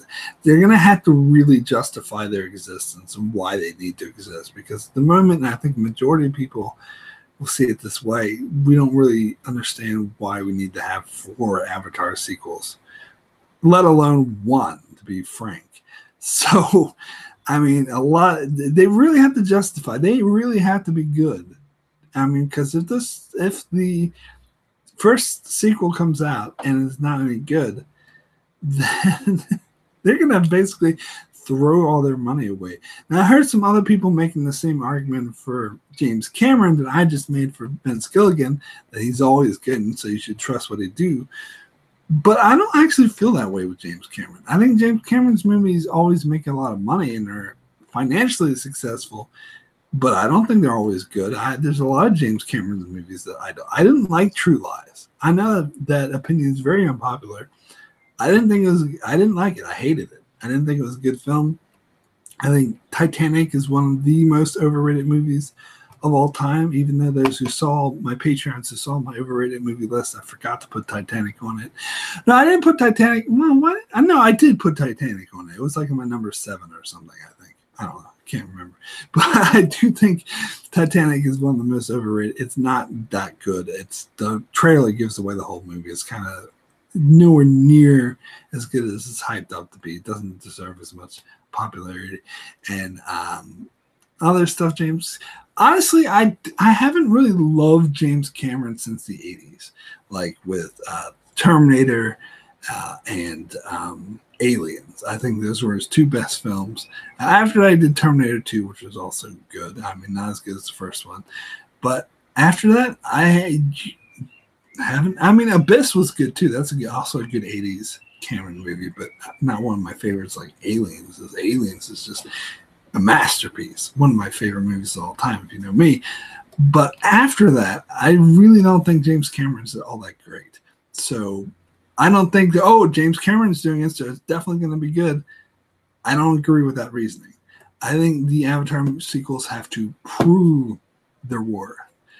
Why do these exist? So if the first one is a dud, or first sequel, I should say, if that's a dud, then the whole franchise could just fall apart. But I don't know. We'll see. And they would have wasted their money making these 5 sequels, which is stupid. And Don says, thank you about Titanic. Absolutely, Don. Anytime. Such an overrated movie. This says, how long does it take you to put together one of your typical videos? Well, see, that depends on many different factors. First of all, the biggest factor is if it's scripted or not scripted. If it's scripted, that automatically means that it takes longer. And if you don't know, I used to script all of my videos, but because I've been wanting to keep to a schedule and put out 3 videos a week, I've been having to do a lot of my videos non-scripted, which, as I said, it means I sort of hem and haw and go, and lose my train of thought and maybe go off on tangents a bit more, and those videos tend to be a bit longer. But they take a lot less time because all I have to do, I write like an outline, like a general outline, the thing of notes, so I know what topics I'm going to follow. I sit down and I just record my speaking for like an hour or however long I talk, and then edit. And editing, it depends on how much editing is required. Usually it's not much. And so it will take me a couple hours. I can belt them out in a couple hours, which is why I always include some non-scripted videos, because I can belt them out in like 4 or 5 hours or 3 hours. But if it's scripted, it'll take me several days, especially like, and again, this depends on how long the video is. Like if I do something like a quick review where it's just like a 7-minute video and I script it, that doesn't take me very long either. I can probably belt that out in about 5 hours, so same as a non-scripted one. But if it's something like a Star Trek season review that's like an hour long, or those Game of Thrones, like some of those Game of Thrones character analysis, like the ones I did for Sansa Arya Stark, those are scripted. And so those take me days, maybe 4 or 5 days or 6 days. Same with the Deep Space Nine. Sometimes, like Deep Space Nine, when I have to watch the entire season too, so I include that in the time, and then I usually type out the review as I'm watching it. So it usually takes me over a week, maybe a week and a half, to do something like that. That's super long. So which is why I try to space this out. And the Lost reviews, I think the one I did for most recent one I did for season 2, which I haven't released yet, that was non-scripted because I was running out of time. But the ones I did for season 1 that was scripted, so that takes several days as well. So it depends on that. And I think I want to get back to doing more scripted videos, because I actually think those turn out better. They're more succinct. And as I said, I go hem and haw a lot less. And yeah, and I'm able, they tend to not meander, like be so long. Like I said, my season 3 review for Deep Space Nine is an hour and 40 minutes. And that's because it's not scripted and I sort of just babble. If you notice, I don't know, I'm curious, like people like Cardinal Doomsday has said that he can tell the difference between scripted and non-scripted. Because when I did like Voyager, for example, and I covered each season 5 was the only one that I did non-scripted. All the other ones I did scripted, and you can tell season 5 was the longest. It was like an hour and 40 minutes, where all the other ones were like around an hour. But the thing is that even making those scripted videos about an hour, it takes forever. It takes a really long time. So there you go. Maybe that answers your question. James says, does anyone actually still care much about Avatar? Probably not. It's been nearly a decade. I would think so. So it's a case of Ridley Scott problem. What's the Ridley Scott problem? You probably have a different idea of what the Ridley Scott problem is than I do, but let me get back to this. Let me read some of the other comments. James Cameron is an asshole. I love his earlier stuff. He destroyed Terminator 2. The film should have never been made. Wow. Most people love Terminator 2. That is a really hot take there, Stephen. Although I can't say I entirely disagree with you, because I think Terminator 2 is a bit overrated and wasn't as good as the first one, but I don't think it's a total piece of shit. James says Terminator 2 is fine, just more of action than the original, and going back to his original stuff. Yeah, hold on. That. But yeah, I do consider Terminator 1 better than Terminator 2. See, most people like Terminator 2 better. Hands of sense, I thought I was the only one that thought Terminator 2 was not as good as Terminator 1. Yeah, it seems like the majority does think that. Everyone on my channel says I like Terminator 1 better. Atkins says, I haven't scripted any videos in a long time because it just takes way too much time. Sometimes I write an outline, but that's about it. Yeah, it is much more time consuming to script a video. King McKay says making meticulously crafted scripted videos is so rewarding when done, but it takes so long to complete. Yeah, and that's right. And there's some other channels out there that release like one video a month, or one video every couple of weeks. And so they script it, they edit it, they fine tune it, they have a nice production value to it, and they really polish it. And that's never what my channel has been about, sorry. And maybe that's why, like, some people on here saying you deserve more subscribers, you deserve more views. And to be honest, part of the reason why I probably don't have those more views and more subscribers is because I don't polish my videos as much as some of these other channels did. Because unfortunately, it's my personal preference, but I emphasize quantity over quality. And so releasing 3 videos a week, it's impossible, especially just working by myself and not having a team behind me, which, fuck that. I don't have the money for that. I'm just a tiny channel. So just being by myself and making 3 videos a week, it is literally impossible for me to polish videos the way that some of these other channels do. I mean, I have the skills and the know-how. So I have editing and all that. So if I wanted to, I could polish it. There's one video I made which I did do really polished. It was like 5 shows I recommended for Game of Thrones, where I put a lot of effort into that one video. I had a friend come and film me, and like we, get opinions on the edit and like slice in videos. But then I had to take the videos out because the copyright assholes were striking me. Not striking me, but like taking the video down. Like as soon as I had uploaded it, boom, take the video down because you can't. So I don't know how all these other channels get away with it. I think it was because they join a whatchamacallit thing that lets them, that protects them, a network, which I never did. So I don't know, and maybe they actually, some of these channels, the huge like million subscriber ones, I think actually pay for some of the content that they put up, which is how like you cannot get all these strikes or copyright claims on them. But I tried to do nice with a lot of like pictures in motion, and it was a boom as soon as I upload it, gone. So I don't know, honestly. So that's why I never do that anymore. In fact, some of my videos get taken down just for using still images, which is not, it doesn't happen very well. All of my Mr. Robot stuff, like if you notice, the whole entire back catalog is gone. The first 2 seasons, because they've all been taken down just for using still images. And all of the Mr. Robot stuff that's currently up, you'll notice has no images from the show, because they went absolutely fucking nuts and striking down. And a lot of I think Black Sails too, they went, a lot of those videos are now gone as well. Or no, I think they're not gone, they're just demonetized. All of my Black Sail videos are demonetized. Actually, I don't mind it as much when they demonetize it. It's irritating, it's frustrating, but it doesn't actively anchor me the way if they take the video down. That pisses me off.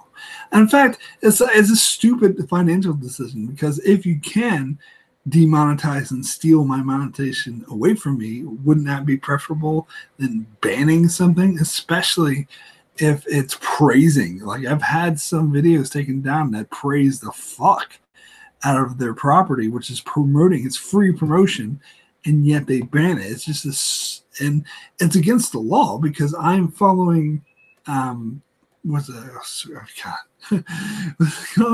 It's I lost my words. Word salad. I've been talking too long. Whatever. Free trade, fair trade, free. I don't know. The law that you can use images and stuff for commentary purposes, for commentary and review. But they break that and they take down my videos anyway, and YouTube lets them get away with it. So I'm not breaking the law. They're breaking the law by taking down my videos. But I'm a small channel. I can't fight that. So usually I just let it go. The only time I really contested it is when Star Trek, the CBS, they've taken down a lot of my videos. Like a lot of the older ones where I used to use video clips, I've just had to re-edit out the video clips and repost them. But they're getting on me just for using still images, which I think is totally illegal. They shouldn't, legally, they're not allowed to do that. And so that's why I don't really use still images. If you notice, the way I do all my Star Trek videos now is you see me talking, and I'll put like an image up for 30 seconds, because I'm not sure of the exact law, but I realized that part of the reason some of my other videos might have gotten attacked is because I use images for a long time. So I said 30 seconds at a time from now on. And even then, a couple of those videos I had the monetization taken away from them, which is completely illegal. But as long as they didn't take them down, I'm not going to fight it. But the one time they took it down, one of my Enterprise episode reviews, I did file a complaint, and they said, "Oh, we're not keeping up your complaint. We deny you." But it's not entirely true, because they put the video back up on YouTube. They just kept it demonetized. And I'm like, fine. If you want to demonetize it, go right ahead, but don't fucking take it down.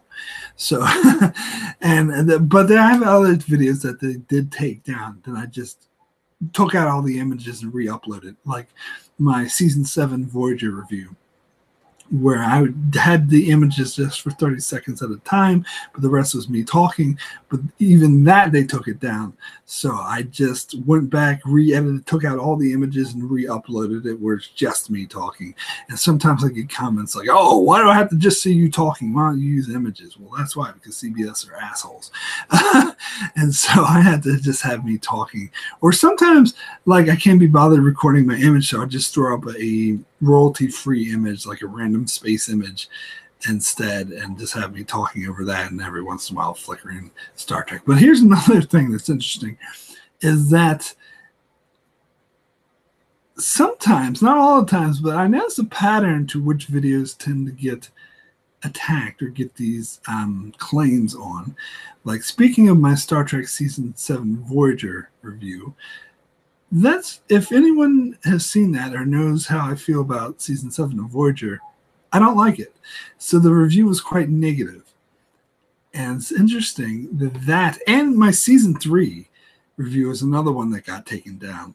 Also, my Season 1 got taken down, although I do love Season 1, so that kind of doesn't fit the pattern. But Season 3 and Season 7, I was extremely negative about. So it does seem like the more negative I am, the more likely that, because that's definitely the case with The Walking Dead, because only a couple of my videos gotten demonetized, and they were the ones that I was, "What the fuck is this?" The ones where I was being extremely negative about. And in fact, when I saw that they were demonetized, I was like, fair enough. Fair enough. I'm not going to argue. I totally agree. You're totally right, because I'm just sitting there going, "What the fuck is this bullshit?" But I do start to wonder, because I remember one time some of my Star Trek videos got taken down. Like, when my Voyager season reviews got taken down, I was irate, because this was a series I've been putting a lot of effort into. It's something that's lasting, so I want to keep doing. And so when Season 1 and 3 just got removed from YouTube, I was fucking irate. But what I did is I just re-uploaded it with like a still, royalty-free image, and just took out all the Star Trek images to be like, "No, fuck you fuckers. You can't take it down now, because I'm not even using any of your shit." But I was irate, and I went on, I did like a live stream kind of like this, and I got this guy in the chat who was kind of like, "Oh, well, his comment was a bit vague, but I got the impression that he was totally supporting what CBS was doing, and being like, "Oh, we need to get rid of all these, YouTubers who are at home, who are not professional, who are just spouting out." And basically, and this is a topic I touched on in my last live stream about fanboyism, and how some people can't handle anything negative being said about their beloved property. And I do think that it is a strong possibility that some of these videos that are getting these claims are getting taken down are these fanboys going to CBS and reporting it, because they get so angry. "How dare you say anything negative about my beloved property?" And I talked before about how this is a very toxic, I would call this very toxic, very flawed, very immature, any other insult I can throw at it, point of view to have. Because I practice this. I'm not, because there's other channels that have totally different opinions than I do, that trash something that I may love. I may disagree with them. I may even give them a dislike on the video if I think they're being unfair. But I'm not gonna get irate and try to ban their videos or like send them a bunch of like curse words and call them a bunch of names. That's another thing I've been having to deal with, but you know, it's the internet for you. Getting called a bunch of names simply because they disagree with my opinion on the show. I'm not going to do that. I think that's immature. I think that is very unhealthy. It's stupid. It's ignorant. And anything else I can think of. Because even if you disagree with my opinion, that's fair. Like I see other people, other channels, some of my favorite channels, in fact, some of the channels I love that I watch regularly will have videos that I very strongly disagree with, and I think they're totally and completely wrong. But I'm not going to go in there and be like, fuck you fucking fuck, just because I disagree with them. I still respect their opinion, even though I'm totally a different way. And it's so immature and so frustrating. But anyway, I think I sort of went on a tangent. So I did get the impression that it's possibly some of the videos that get these copyright claims are from these fanboys who report it to CBS. Nah, it's just a feeling. I have nothing to back this up, but it wouldn't surprise me because that one comment I got in the chat, it sounded like they were like species 8472, where like, oh, you will all be eliminated and the internet should be purified or some bullshit like that. Where it's just like, yeah, fuck you. Anyway, I think the great thing about the internet is that anyone can just get on and with a webcam and a microphone and state their opinion about something, and if people agree, then they'll support them. If people disagree, that's fine. If people may disagree, but like what they have to say and like the way they say it, that's great. That should be supported, not fought against. So fuck those people who want to try to restrict the internet just for corporate clones. Fuck them.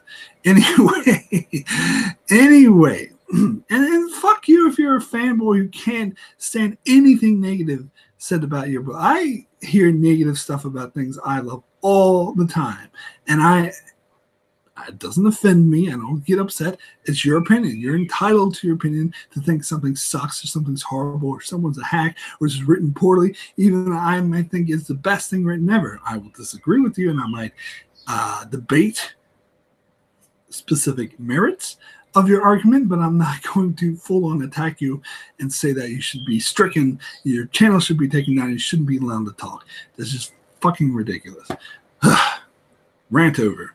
Anyway, let's go back into the chat. I've been neglecting the chat.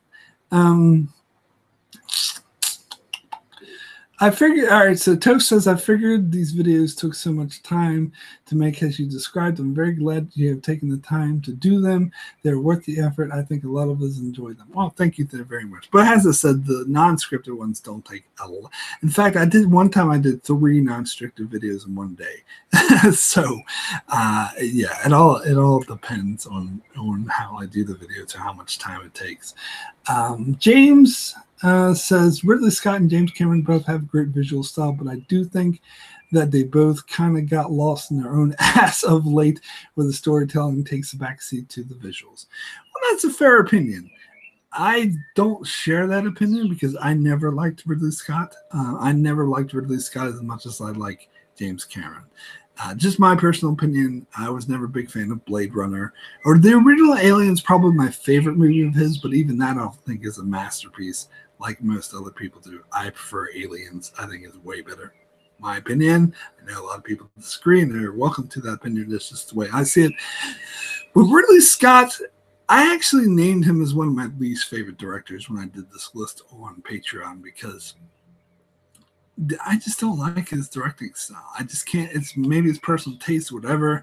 I never got behind him, and I am very angry at him of recently for his latching onto the Alien films, because there's a project that what's-his-face, District 9 dude wanted to do a sequel to Aliens that erased the events of Alien 3. Oh, thank you. Sounded like the best thing ever. Yes! Erase that shitty piece of shit corporate hack disgrace of an Alien movie.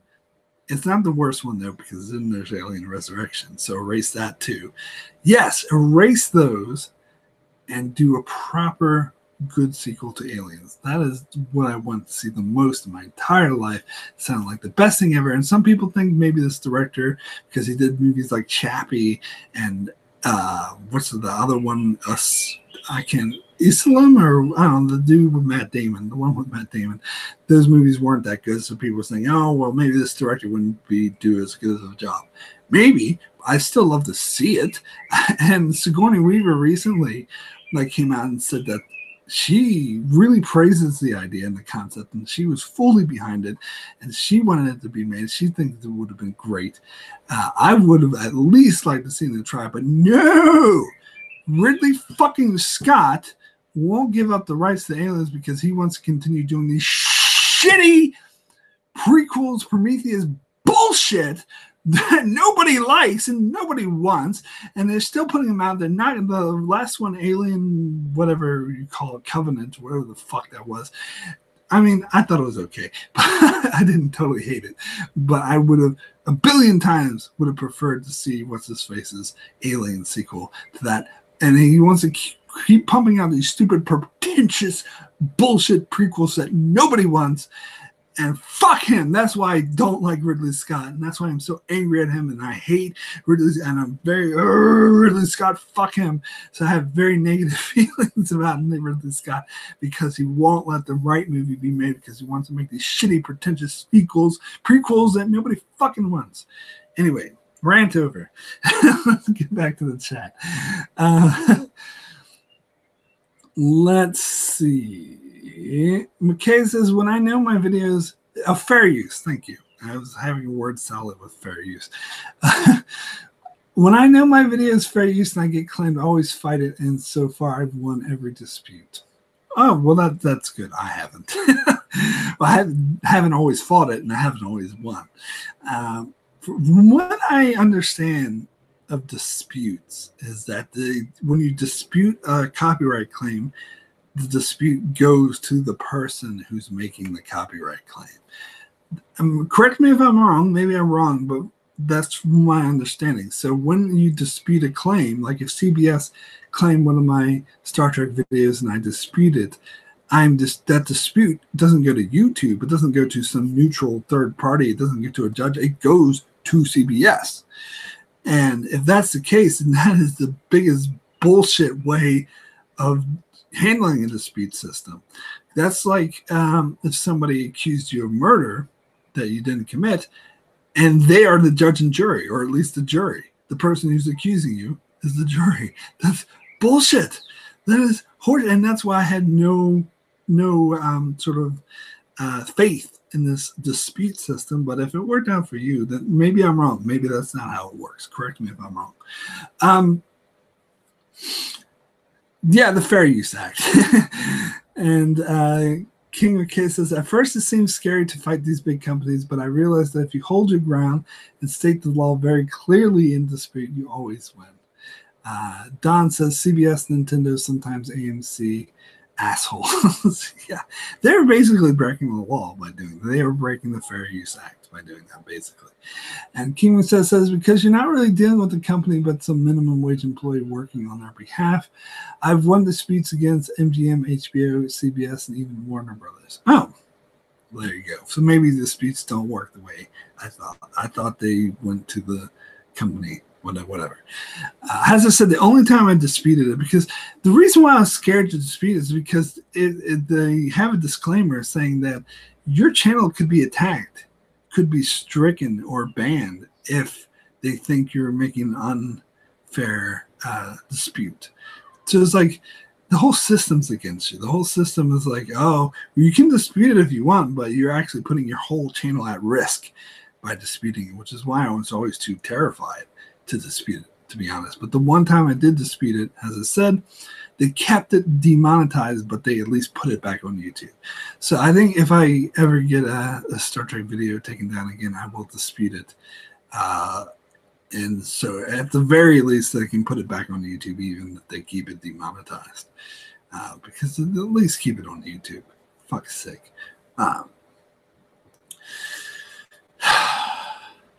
Donovan Fire says, I wish I wish this live stream had more thumbs up. Well, Thank you. And Steven says, have you seen the new Halloween movie? I know you're not a horror fan. Yeah, I'm not a horror fan, so I'm not going to see it. And I've never been a Halloween fan either. To be honest, and this is kind of funny, growing up in the 80s, the only Halloween movie I saw when I was young was Halloween 3. I know Abkin will remember this. And Halloween 3, for those who know, I think it's called Season of the Witch or something like that, has nothing to do with Michael Myers. It's not really, it's the only Halloween movie that's not really a Halloween movie.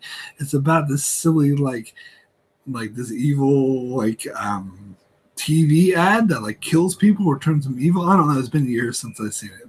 If I go back and watch it again, it would be comically bad. It would be weird, silly, over the top. All I remember is Halloween, Halloween, Halloween. It's like a song like that would play and would like brainwash people and turn them evil or something. I don't know. So that's what I thought of when I saw Halloween. It wasn't until years later, when I was a teenager, that I actually even heard of Michael Myers, because I never saw the first one or the second one or any of the others. And to be honest, I never actually bothered to go back and watch any of the actual Michael. So I'd never seen an actual Halloween Michael Myers movie, even though there's been dozens of them. Never seen a single one. And from what I understand, I'm not going to say it's bad. I can't say it's bad because I haven't seen it. But from what I understand, even the first one, which a lot of people will hold up as a masterpiece, doesn't seem to be my kind of film, if you know what I'm saying. Just from what's described about it and how it is, I'm sure it's good. I'm not going to say it's bad, but it doesn't seem to be my cup of tea, if you know what I'm saying. It kind of reminds me, because recently over Halloween, this is another thing I should mention. Over Halloween, I watched the movie Hereditary, which is a horror movie that came out recently, an indie movie that people loved. People love this movie. They think it's amazing and it's great. So I went and saw it. It was okay. It had decent acting, but it wasn't my thing. It wasn't my cup of tea. It was a kind of horror movie that I'm not really into.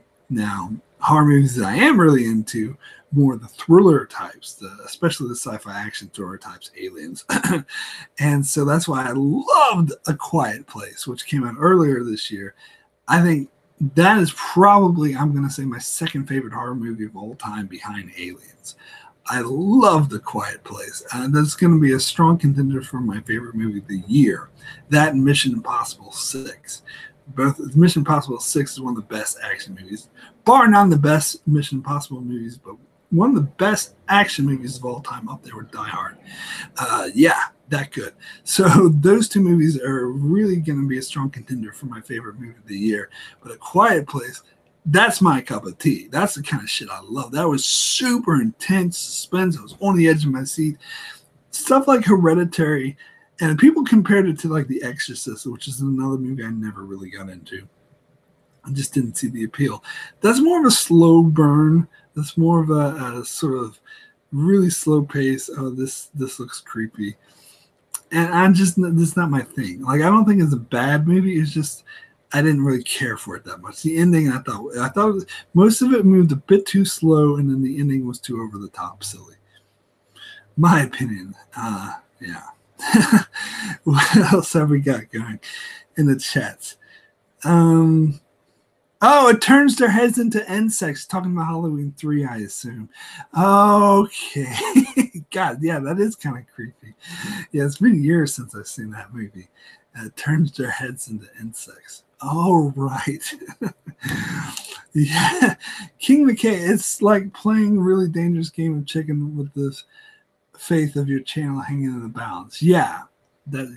And that's a bit scary for me, especially considering, as I said, it seems like the company is the one judging the dispute. But it seemed to work out well for you, so I don't know, maybe there's something to it. Atkins says, Matt, the Halloween Michael Myers movies are not that great. Any horror film that people hold up as a masterpiece is completely overrated. And I tend to agree with you there, Atkin. Again, we're just not that big of a fan of horror. I admit that I'm not that big of a fan of horror in general. I prefer thriller. Like I did my video, top 10 favorite horror movies, and I said up front, disclaimer, Most of these movies are more thrillers than they are horror because I'm not really a horror fan. To me, yeah, I'm sort of, and I guess the same thing could be said about A Quiet Place. That's kind of more of a thriller than a horror, but that's my kind of horror, is what I like. It's a sci-fi one too. That's a great movie. Totally recommend A Quiet Place if you haven't seen it.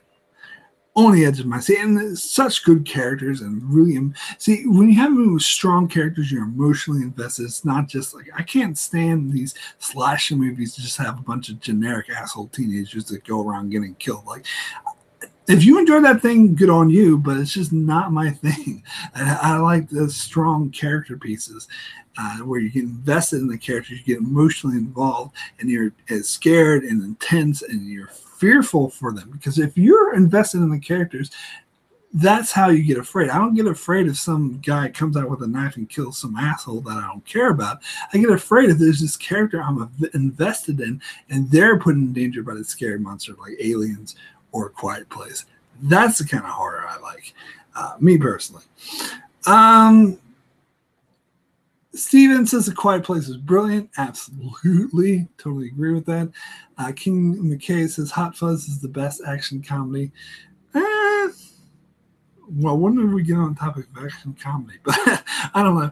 I thought Hot Fuzz is okay. I'm not as crazy over Edgar Wright than a lot of people are. I've never been that hugely into him. I have nothing against him. I don't hate his films, but they've all just been kind of okay for me. I know Blasphemy, I know, but I Have Fuzz, I thought was a bit silly and over the top for me. But again, everyone's got their opinions. Steven says, I fall asleep in the cinema watching Hereditary. Yeah, and I can totally, that makes a lot of sense, to be honest. James says, let's see, alongside the Raid 2 was a great recent action film. Oh, yeah, I talked about Mission Impossible. That was on action, that's right. I never saw the Raid 2. I've heard good things about it. One of my favorite action movies is Dread, which I hear copied a lot from the Raid 2. So that's why I was curious to see the Raid 2. But I love Dread. I mean, it was just so cinematically amazing. Raid 2 seems like it's more of the martial arts type thing. That's more about the fighting involved, and that's just never been my thing. I'm just more about plot and characters. Let's see. Heart of Stone says, did you see the new Predator film? Heard it was awful. I'm pretty sure I did a live stream for that. Maybe I didn't. I can't remember. But I did see it. I didn't like it. I think when I first saw it, I think I liked it better than what I think of it now in retrospect.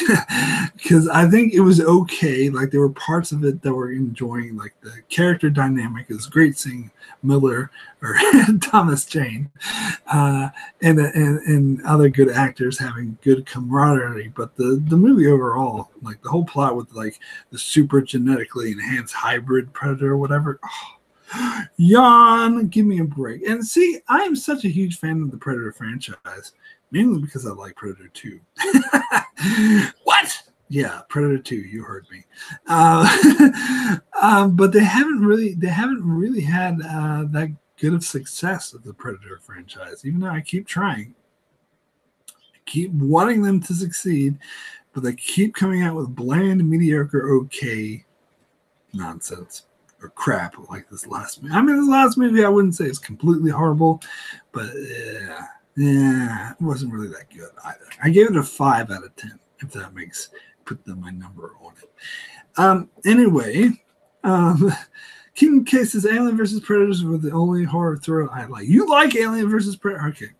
I'm not going to, again, everyone's entitled to their opinion, but I think Alien vs. Predator, my personal opinion, one of the biggest pieces of shit. I was so angry after I saw it. I didn't bother with the second one because I heard that was even worse.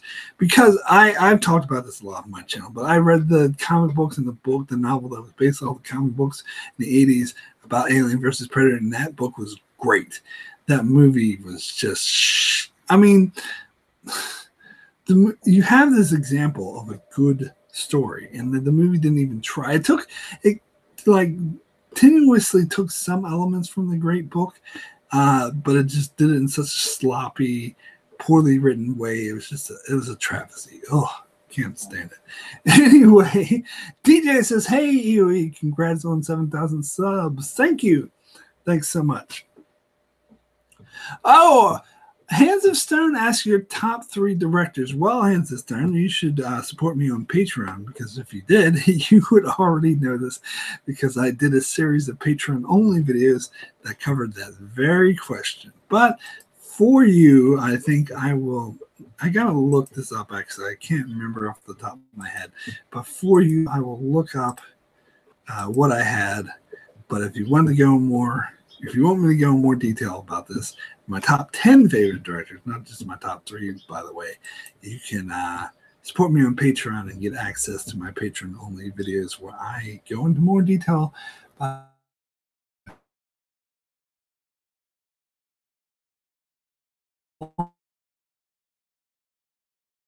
opening. Okay, so let's go to a specific, this PC.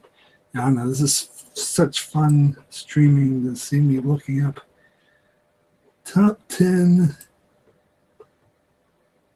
God, I have so many top 10s. Top 10. I can't find it. Movie.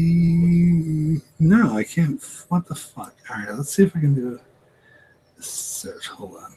So the lists. Top 10 movies, overrated movies, middle moments.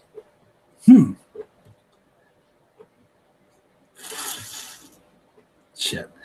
There was a Patreon supporter. They might remember better than me what I said.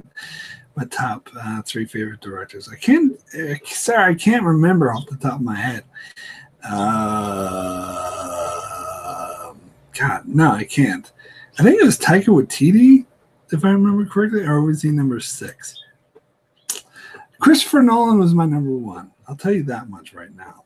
I think Christopher Nolan. Fuck me, I can't find it. Sorry. No, I'll have to get back to the stream because I can't keep looking for it. Sorry. Anyway, but Christopher Nolan is definitely number 1. Let's see. Tom Dredd is wonderful. One of the best movies in the last 10 years. Absolutely agree. It's just such a travesty that it doesn't get a sequel, and all these other crap and nobody wants a sequel to are getting sequels. One movie that everybody wants a sequel to isn't to because it's not economically viable. Hollywood industry for you. Anyway, King McKay says, just finished binge watching Expanse Season 2. So good. Yes! Yes, absolutely. Great job. More people need to get into the Expanse. Season 2 is amazing. Definitely should watch Season 3 as well, although my personal opinion, not as good as Season 2, but it's still a good season. Still love season. A lot of great moments, a lot of amazing episodes in Season 3. Some people think I hate Season 3 because I was being a bit negative. I'm just reading the 3rd book again, and I'm sorry, but Season 3 did a poor job adapting that 3rd book. The 3rd book's my favorite book in the entire book series, and so maybe I was a bit harder on Season 3 than some of these other Expanse fans, and I think maybe that's why my Expanse following isn't as big, because I was too negative about Season 3. But I still love Season 3, don't get me wrong. There were still a lot of great episodes. Some of my favorite episodes of the year were in Season 3, but it didn't adapt my favorite book as well as they could have, because they rushed it. And it's disappointing to me. It's disappointing, but still a great season. James says the Raid 2 is sort of like The Godfather plus the Raid. I never liked The Godfather, so you're not selling it to me. I'm sorry. The Raid 1 focuses on action scenes with great direction, incredible stunt work alongside a damn great car chase scene. Let's see. Steven says the Predator movie was bloody awful. Yeah, wasn't that good? Apkin says, all right, Mark, gotta see you later. Okay, see you later, Apkin. I'm going to probably take off soon myself. Throat's getting a bit sore. Steven says the new one, King McKay. I was a kid when I watched, so I didn't have a lot of critical analysis skills to judge it against other Predators. Oh, Alien versus Predator. Oh my God, you're making me feel young. You were a kid when you saw that. I was in my 20s. I feel so old. Okay. DJ says, where is Expanse? Netflix? Well, what country do you live in, DJ? That's the first question I ask you. If you live in the US or even Canada, I think the answer is Amazon Prime. If you live in the rest of the world, except for New Zealand, I'm so lucky, then the answer is Netflix. If you live in New Zealand, then the answer is Lightbox. The Netflix used to have Expanse in New Zealand, but they just recently got rid of it. Just when I was going to watch it to do my reviews, I'm like, oh, you fuckers. But it's still in Lightbox, which is a New Zealand-only streaming service. What the fuck is Lightbox? This is a New Zealand-only streaming service. The legit one, it's not one of those pirate sites. It's a legit streaming service you have to sign up for, and it has legit contracts with studios. But I think it's a New Zealand-only thing. They're the ones who have the Expanse, but they only have up to season 2. I won't tell you how I watch season 3 because that's none of your damn business. I think you can figure it out, but not something I'm proud of, but I need to watch season 3. Sorry.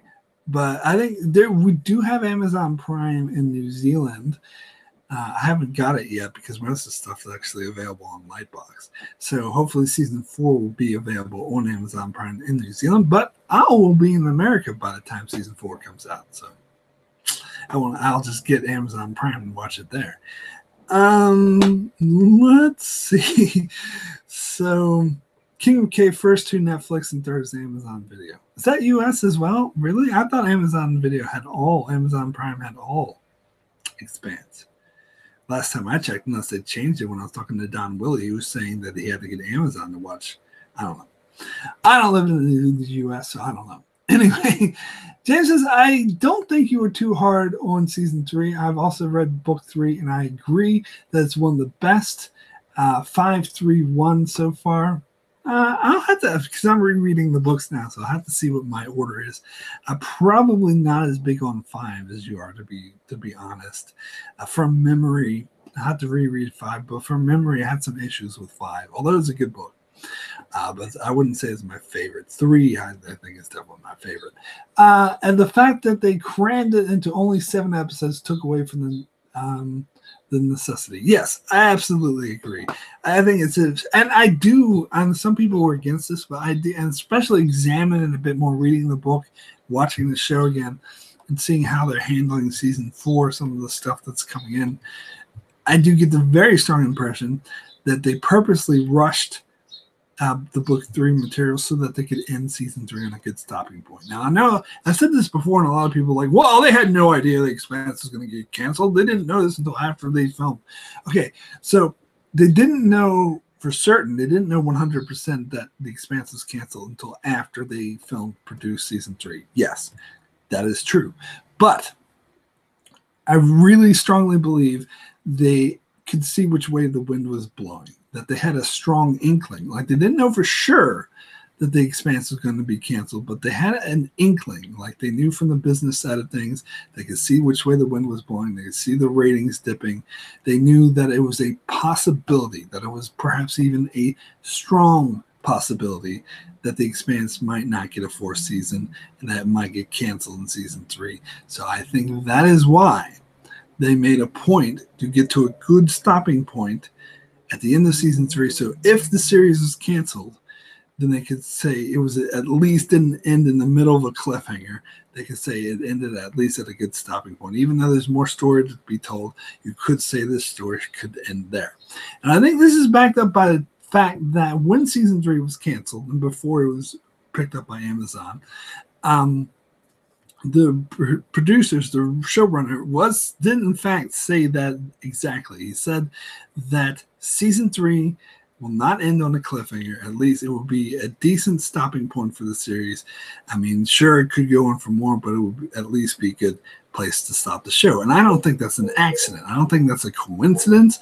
I think they purposely wanted to do it that way just in case the show got canceled. And so I can't really blame them because the motivation, the thinking behind it makes sense. I think it's a sound strategy.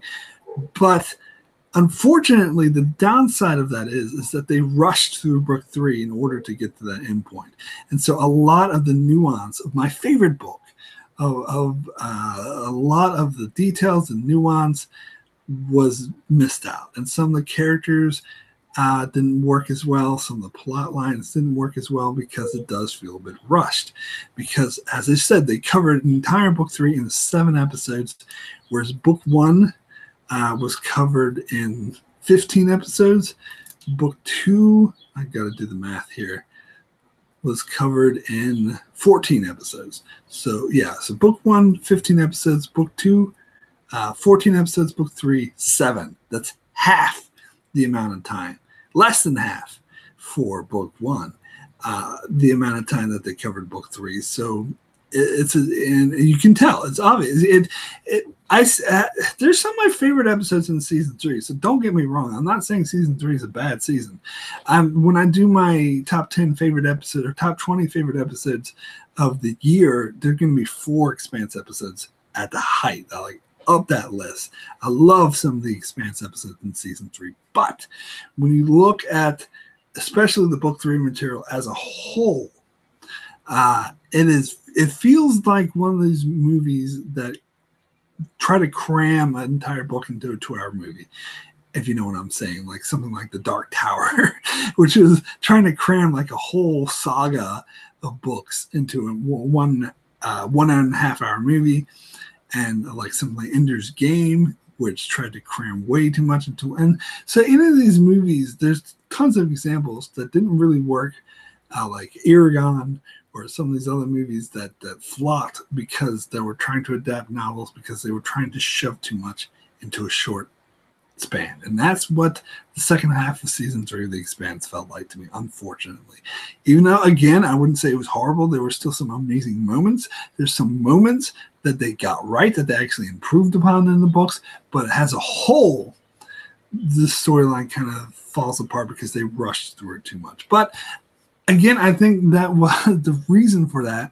It's because they wanted to get to a good stopping point. So I can't blame the writers or the showrunners for doing that, but I can just say it's a real shame that the political situation actually and the business situation actually happened to be that way, because book 3, which is my favorite book, really got the short end of the stick there. It really got shortchanged because of behind-the-scene practices. But that's show business for you, unfortunately. And we do... and luckily now that's on Amazon, they have a really strong supportive home going forward. They're going to hopefully do a much better job of adapting these future books. But it's a shame because book 4, in fact, and I'm going to reread it so maybe my opinion will change, but from memory, book 4 is my least favorite book. So it's kind of a shame to me that they rushed through my favorite book, but now they're going to take their time and do my least favorite book properly. I see that as a shame. That's disappointing to me. But again, I don't blame the writers or the producers. I do honestly think that it was political situations. And even though they might not have known exactly that they were going to get canceled in season 3, I think they were planning for that. I think they saw which way, they put the finger to the wind and saw which way the wind was blowing. And they knew that was a strong possibility. So they were prepping for that because they didn't want the show to end in the middle of a cliffhanger, in the middle of a book. And I can understand that. But if the situation was ideal, I think book 3, ironically, book 3 was actually more suited to being split into 2 halves than any of the other books. Particularly like book 1, they only went like 3/4 in, and then they ended season 1. I have no idea why they did that. And book 2, they, went halfway through and into the other half, and book 3 was actually the one that would have supported that being split in half, because there is a very clear halfway point in book 3 where they could have ended the season on, and then the second half in season 4, and it would have worked way better than any of these other books, ironically, and it's the one they just rushed through in the one season, so it's a bit frustrating. If you've seen the season, the halfway point I'm talking about is after Melba gets caught like when they're in the slow zone, because the first half of the book was all about Melba setting up the plan to get James Holden and James Holden going into the ring. And the second half was all about the rebellion on the Behemoth. But that was done in one 2-hour finale, which is, to me, is horseshit, because that second half of the book is my favorite part of the entire book series. And I'm reading it now and seeing how much, it's amazing how much they just skipped over this storyline. And that, I think, is the storyline that got the biggest shortchange. It was my favorite storyline from the entire Expanse novels, and they just went through it in one 2-hour finale. Bullshit to that. But anyway, as I said, it's not horrible. Anyway, yes, I'm still going. I keep wanting to sign off, but then people keep saying something else that makes me go off on a long tangent.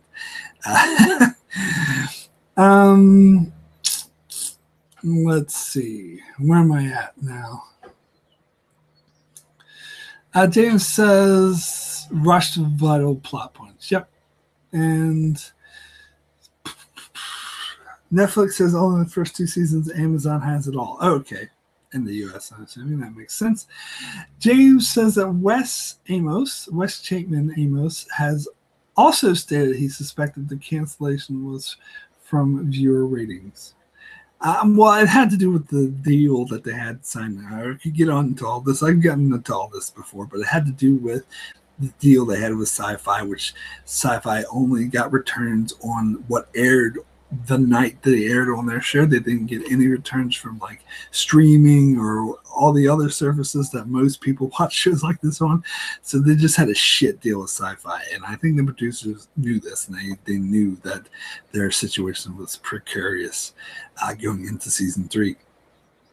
Dina, good to see you, Dina. I think it's been a while. It says, I think they're going to add some book 5 and one of the novellettas into season 4. I think so too. I did hear the thing about one of the novellettas, so I think I'm going to have to read that noveletta, because I haven't read any novellettas. And there's one in particular, I never heard of it, but apparently it's about Bobby Draper and Mars, and they're going to add that into season 4.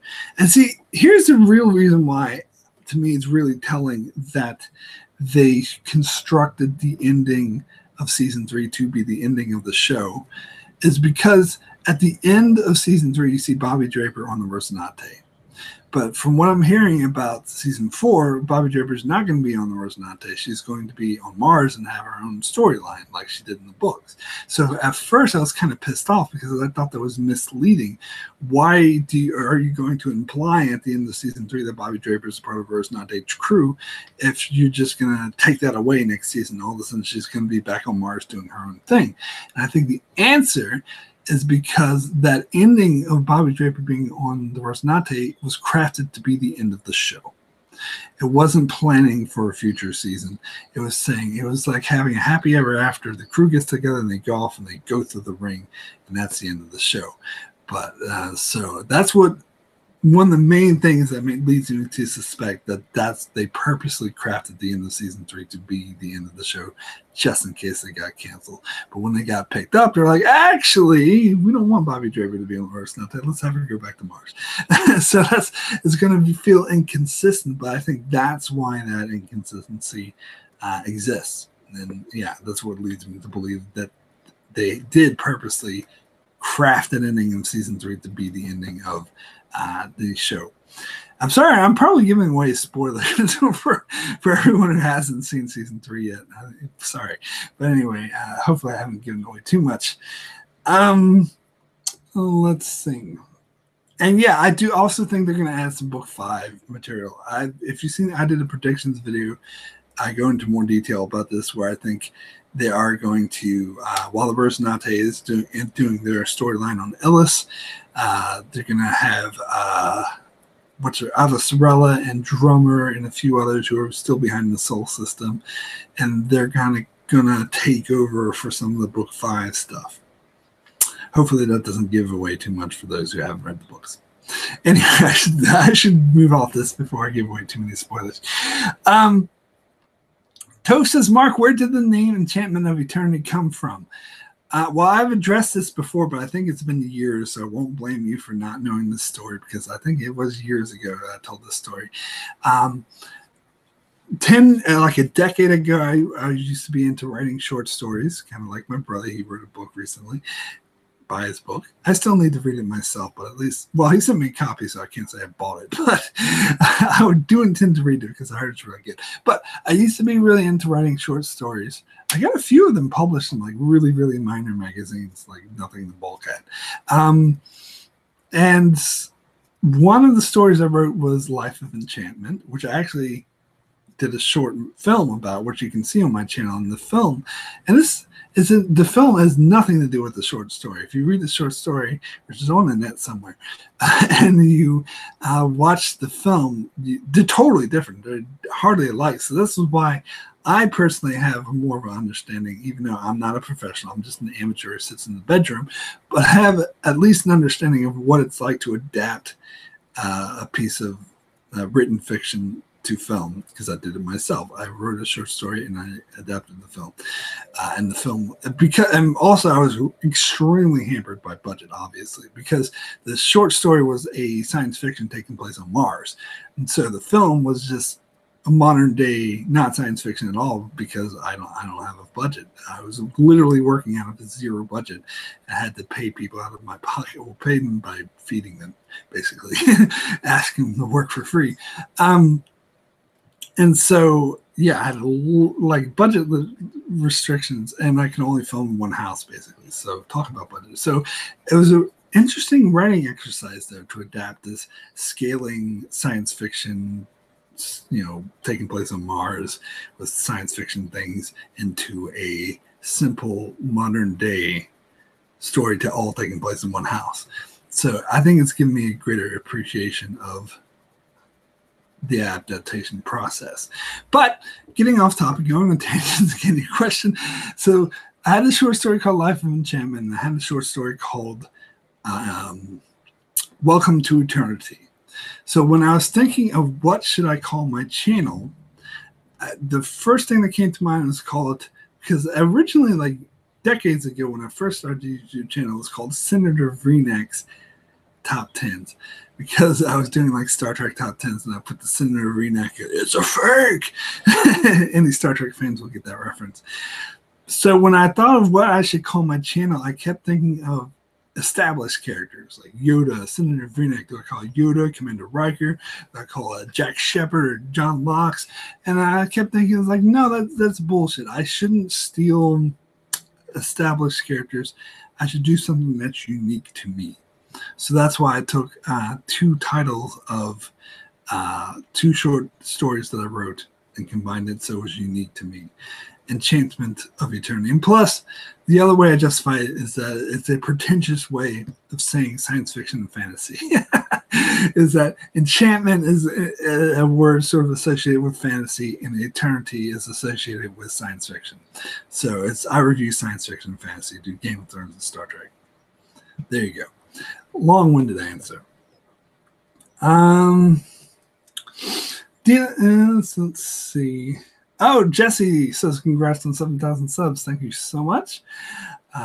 Great going. Yeah, and James says we already know there's a Medina storyline. Indeed, there is. And again, watch my predictions video for my prediction, my personal take of what's going to happen in the Medina storyline.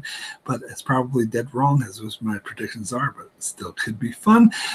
King McKay says it's pretty cool. The whole series started from a tabletop game. Yes, it is. They used to play that with George R.R. Martin, if I heard it correctly. James says, oh yeah, and then Dina says, I never liked the ending of book 4. It was drawn out too much. I think I'll have to agree with you. So I do hope the show fixes that and doesn't draw it out as much, but we'll see. James says, I think we've all read the books here. No, we haven't. King McKay hasn't. I think there's a few others watching haven't. And maybe you did a little smiley face, so I think you're being tongue-in-cheek with that statement. But anyway, yeah, you're trying to keep things vague. Yeah, good on you, Accent. Let's see. Dina says, I've read all the novellettas except for the one with Bobby and her brother. I'm saving it for later. The only novelletta that I've read is the one that takes place right before book 7. That's about that dude who moved to, I can't even remember the name of the planet. It's been a while since I read book 7, but you know, now I'm getting to major spoilers, so I should just shut my mouth. But okay, I'll just leave it at that. It's called like Strange Dogs. And that noveletta wasn't any good, to be honest. It was kind of boring. So that's what kind of put me off reading some of the other novellettas. But I heard some of the other ones like The Churn and the one with Bobby Draper were good. So maybe, and there's also another one that sets up Kotazar, which the show has already taken a lot from. The Vital Abyss, I believe. So I think I should read those ones. I was just put off by the Strange Dogs ones, which I did not like. Let's see. What else have we got? What Steven says, what is The Expanse about? Well, Steven, rather than take up the stream by telling you that, I am going to tell you to watch my video called Quick Review The Expanse Season 1. That will give you all you need to know in the spoiler-free fashion of what The Expanse is about. And you should just watch this show. Just take our word for it. Come on. Expanse is really good. It's a science fiction show set in a colonized solar system. Just to get the very vague example of it. Let's see. The Expanse Season 1 Quick Review. What other question have we got? Hold on. I'm getting that link for you.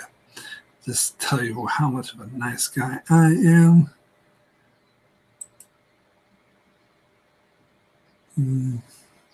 Pause it so you don't hear it.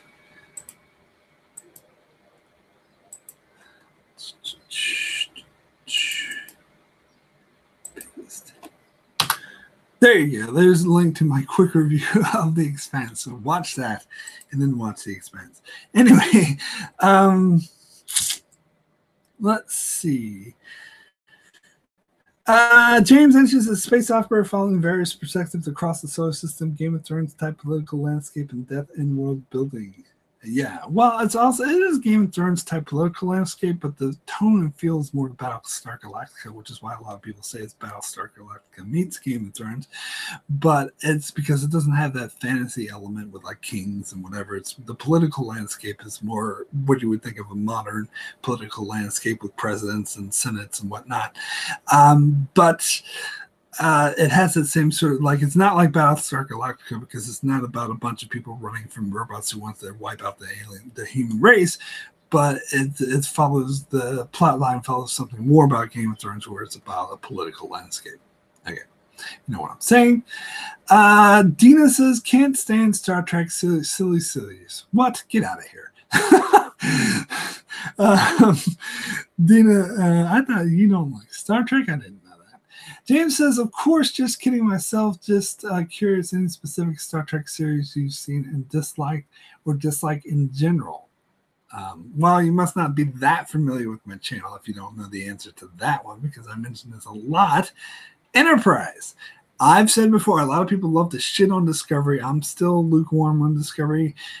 It's only had one season, so I don't like judging a show that's, especially a Star Trek show, because historically, Star Trek shows take at least 3 years to get good. So that's why I don't like comparing Discovery to anything. But if I compare Season 1 of Discovery to Season 1 of Enterprise, there's no comparison. Discovery is way better. Enterprise Season 1 of Enterprise is horrible. Season 1 and 2 of Enterprise, and I might cover this in the video one day, are bar none the worst years of Star Trek ever. Even worse than the first 2 years of Next Generation, even worse than Discovery, even worse than anything else you can think of. First 2 seasons of Enterprise are absolute dog shit garbage. So I would say Enterprise is probably my least favorite Star Trek series, but I loved season 3 and 4 of Enterprise. So that's why I still wouldn't say the whole show is dog shit. So again, it depends on how good or bad Discovery goes forward to is which one will be overall. But if you're just comparing the first season of Enterprise to the first season of Discovery, there's no comparison. Enterprise is way worse. It's so funny because I watched this video once where this guy was saying that first 2 seasons of Enterprise were good, but the third season was shit. He's objectively wrong. I am sorry, but he is. I did like a review of the Enterprise episode from season 3. What was it called? It was called Damage. My favorite Enterprise episode. Oh, I would say just watch the episode, but you need the context of watching the entire season 3, even get to know the characters and know Enterprise. So unfortunately, you can't really watch it out of context, but it's an amazing episode. I think one of my favorite episodes in the entire Star Trek franchise.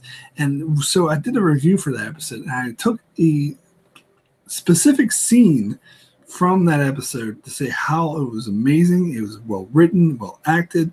It was just really held up. And then I compared it to a similar scene in season 1 and how bad season 1 is compared to this, because it was like good drama, good suspense, interesting characters. It had you engaged, where season 1 was just bland, bad writing, bad dialogue, boring, people being dicks, acting out of character. But anyway, so that's to answer your questions. Enterprise, even though I did really enjoy season 3 and 4. Okay, what else have we got here? I do like Thomas Jane, says Stephen Kennedy. Yes, Thomas Jane is good. He's fucking fantastic in The Expanse, says James. Absolutely. Dina says, James, the original movies, the one with Captain Jane and Picard, I was kind of forced to watch because someone else liked them silly shows. James says that comment was directed at Dina. Oh, okay. Sorry. Sorry, I answered a question that was actually, because you probably know the answer. You knew the answer for me. But anyway, I get confused sometimes when I just hop in the chat. Sorry about that. Cross chatter. Stephen Kennedy says season 3 of Enterprise was great. Yes, as I said, I agree. Tiff says, Mark, what are the chances you will eventually join as haters? Well, it depends on what they do with season 2. Well, here's the thing with Discovery is I don't think it's the best show ever. I think there's a lot of issues with it. But the one thing I just can't get on board with the haters about, that I just completely disagree with, is canon violations. And I think that's because I'm so intimately familiar with Star Trek and Voyager, Next Generation, Deep Space Nine, especially Voyager, but it's not the only one.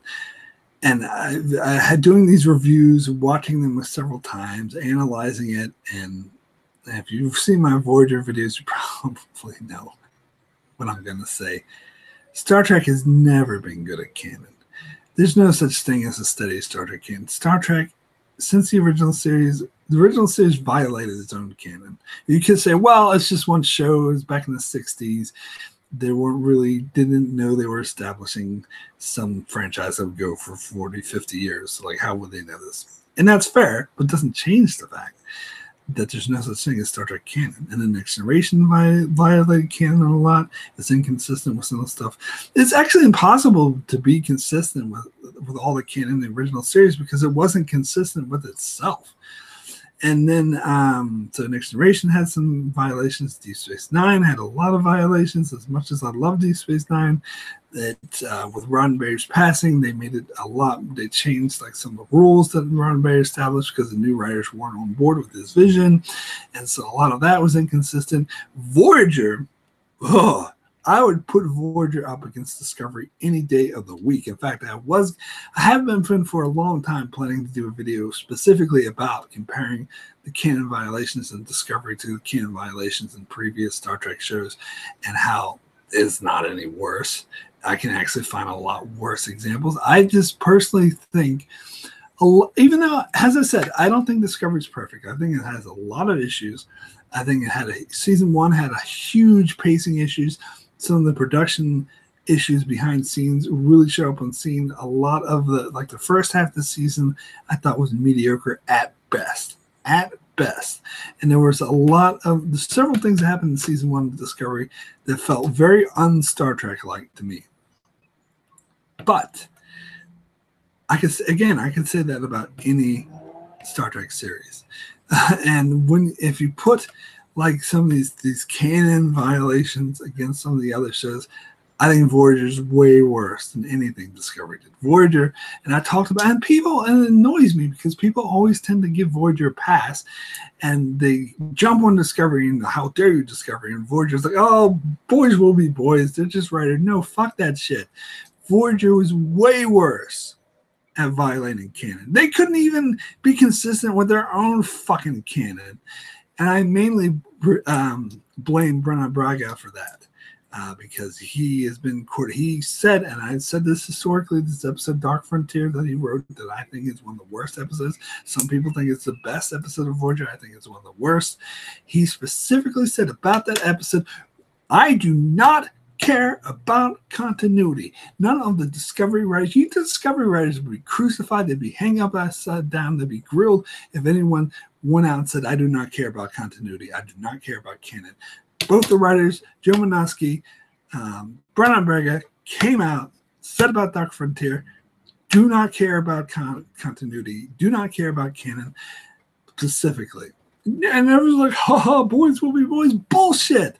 What they did to Voyager and what they did in that episode alone was way worse than anything Discovery did. My opinion. So that's where I can't get on board. Because I just watched a video about like Discovery's canon being all fucked up. And most of the problems I think are superficial. Honestly, I think and they could be, some of the producers describe it as skirting canon because it could be explained away if you want to do from some fan-splaining. Which I don't think makes it forgivable, but it doesn't make it any worse than anything Star Trek's done before. Sorry, it doesn't. But anyway, enough of Discovery. What else? Yeah, and James said the same thing in the chat. Star Trek continuity wrecks canon anyways well before Discovery came out. Exactly. And Dina says, I just don't like shows with aliens. Fair enough. Everyone's got their opinion.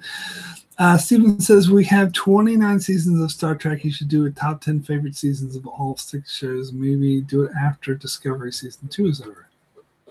Hey, that's a good suggestion, actually. And I can do my bottom 5 worst as well. Actually, I will consider that's a good suggestion. I'll keep that in mind, Steven. Oh, yeah. Oh, Andy. Oh, wait. Yeah, never mind. Toast says my Discovery problems isn't necessarily because of violation of canon. Well, then fair enough. Then I'll probably agree with you a bit more. That's just the one thing, because I have problems with Discovery as well. I just don't hate on it as much as some people do. I'm like, this isn't Star Trek. Honestly, I think it's more Star Trek than the J.J. Abrams films. Those are not Star Trek. You want to talk about something that's not Star Trek, that's not Star Trek. But discussion for another time. So James says, what do you mean? The Borg and Voyager was totally consistent, right? Toast says, well, I know what you are so angry about with Voyager and the Borg. I have blamed that on Star Trek First Contact since it came out. It's not so much Voyager. It is Voyager's fault. Star Trek First Contact is where it began. But Voyager made it worse. Voyager escalated things. Star Trek Voyager took what Star Trek First Contact did and just ran with it and did things way worse. So I still blame Voyager. Steven says, I would take Star Trek Discovery over them J.J. Abrams except for Star Trek Beyond. Agree. Totally agree with you, Steven. 100%. And Beyond wasn't directed by Abrams, so that's probably why. Abrams he right out said that he's not a Star Trek fan. He only did it because Paramount pressured him to, because he did such a good job with Mission Impossible, and Paramount needed, which was their only other franchise they had going for them. So they said, hey, you did good with this one franchise, why don't you do good with this other franchise? And J.J. Abrams had to be pressured and arm twisted, and so he did something that was entirely not Star Trek because he never even tried to make it Star Trek. But anyway, Discovery, say what you want. The writers and the producers at least tried to make it Star Trek. Whether or not they succeeded, I'll leave that up to you. But they at least tried. Abrams did not try. James says, boy, I wonder where the first 2 seasons of Enterprise will end up on such a list. Jeez, God, it does make you wonder where they could possibly end up. Could they possibly be the 2 worst? Nah. Toph said agreed on J.J. Abrams films. Steven says the video will be about 5 hours long. No, it won't, because I'm gonna take off soon because my throat's getting a bit sore. 5 hours of Mark talking about Star Trek. Sign me up. Well, thank you, Toph. I'm glad you want to hear me talk about Star Trek for 5 hours, but most people don't. Anyway, holy fuck, I have been going for such a long time. I do need to get going. Dina, okay, one more comment. Dina says, Sunshine is my favorite sci-fi film. I just prefer a more human-on-human perspective. I guess I'm too much of a realist. No, fair enough. Everyone has their own personal opinion, their own personal taste in that, which you enjoy, then good on you. I personally didn't like that film. But maybe that's me. I'm more of an allegory type guy. I like social commentary and stuff, which is why I love Star Trek. More for the social commentary, allegory stuff. You like The Expanse, Tina, don't you? The Expanse is more of a human thing, but I think that does a lot of political intrigue as well. Not quite work time, but I need to rest before I go to work, Colonel Doomsday. Anyway, yeah, I should take off now. I've been talking a lot. My throat's getting a bit sore. I thank you guys so much for watching this video, sticking with me, for your support, for your congratulations, for helping me reach 7,000 subscribers, even though, as I said, I'm sure that at least half of them don't even watch my channel anymore. Just subscribed years ago from some Game of Thrones theory I make. But so very much want to thank those who continue to support my channel, to continue to watch my videos, especially sticking in to live streams like this, and especially those who support me on Patreon. Very much appreciate it. I know I see Steven and Colonel Doomsday in the chat at the moment who support me on Patreon, so thank you guys so much. And also just thank you to everyone who is subscribed to my channel. Continue to give me feedback, give me likes, give me comments, tell me where you disagree. Love you guys so much for that. Thank you so much, and we'll see you guys later.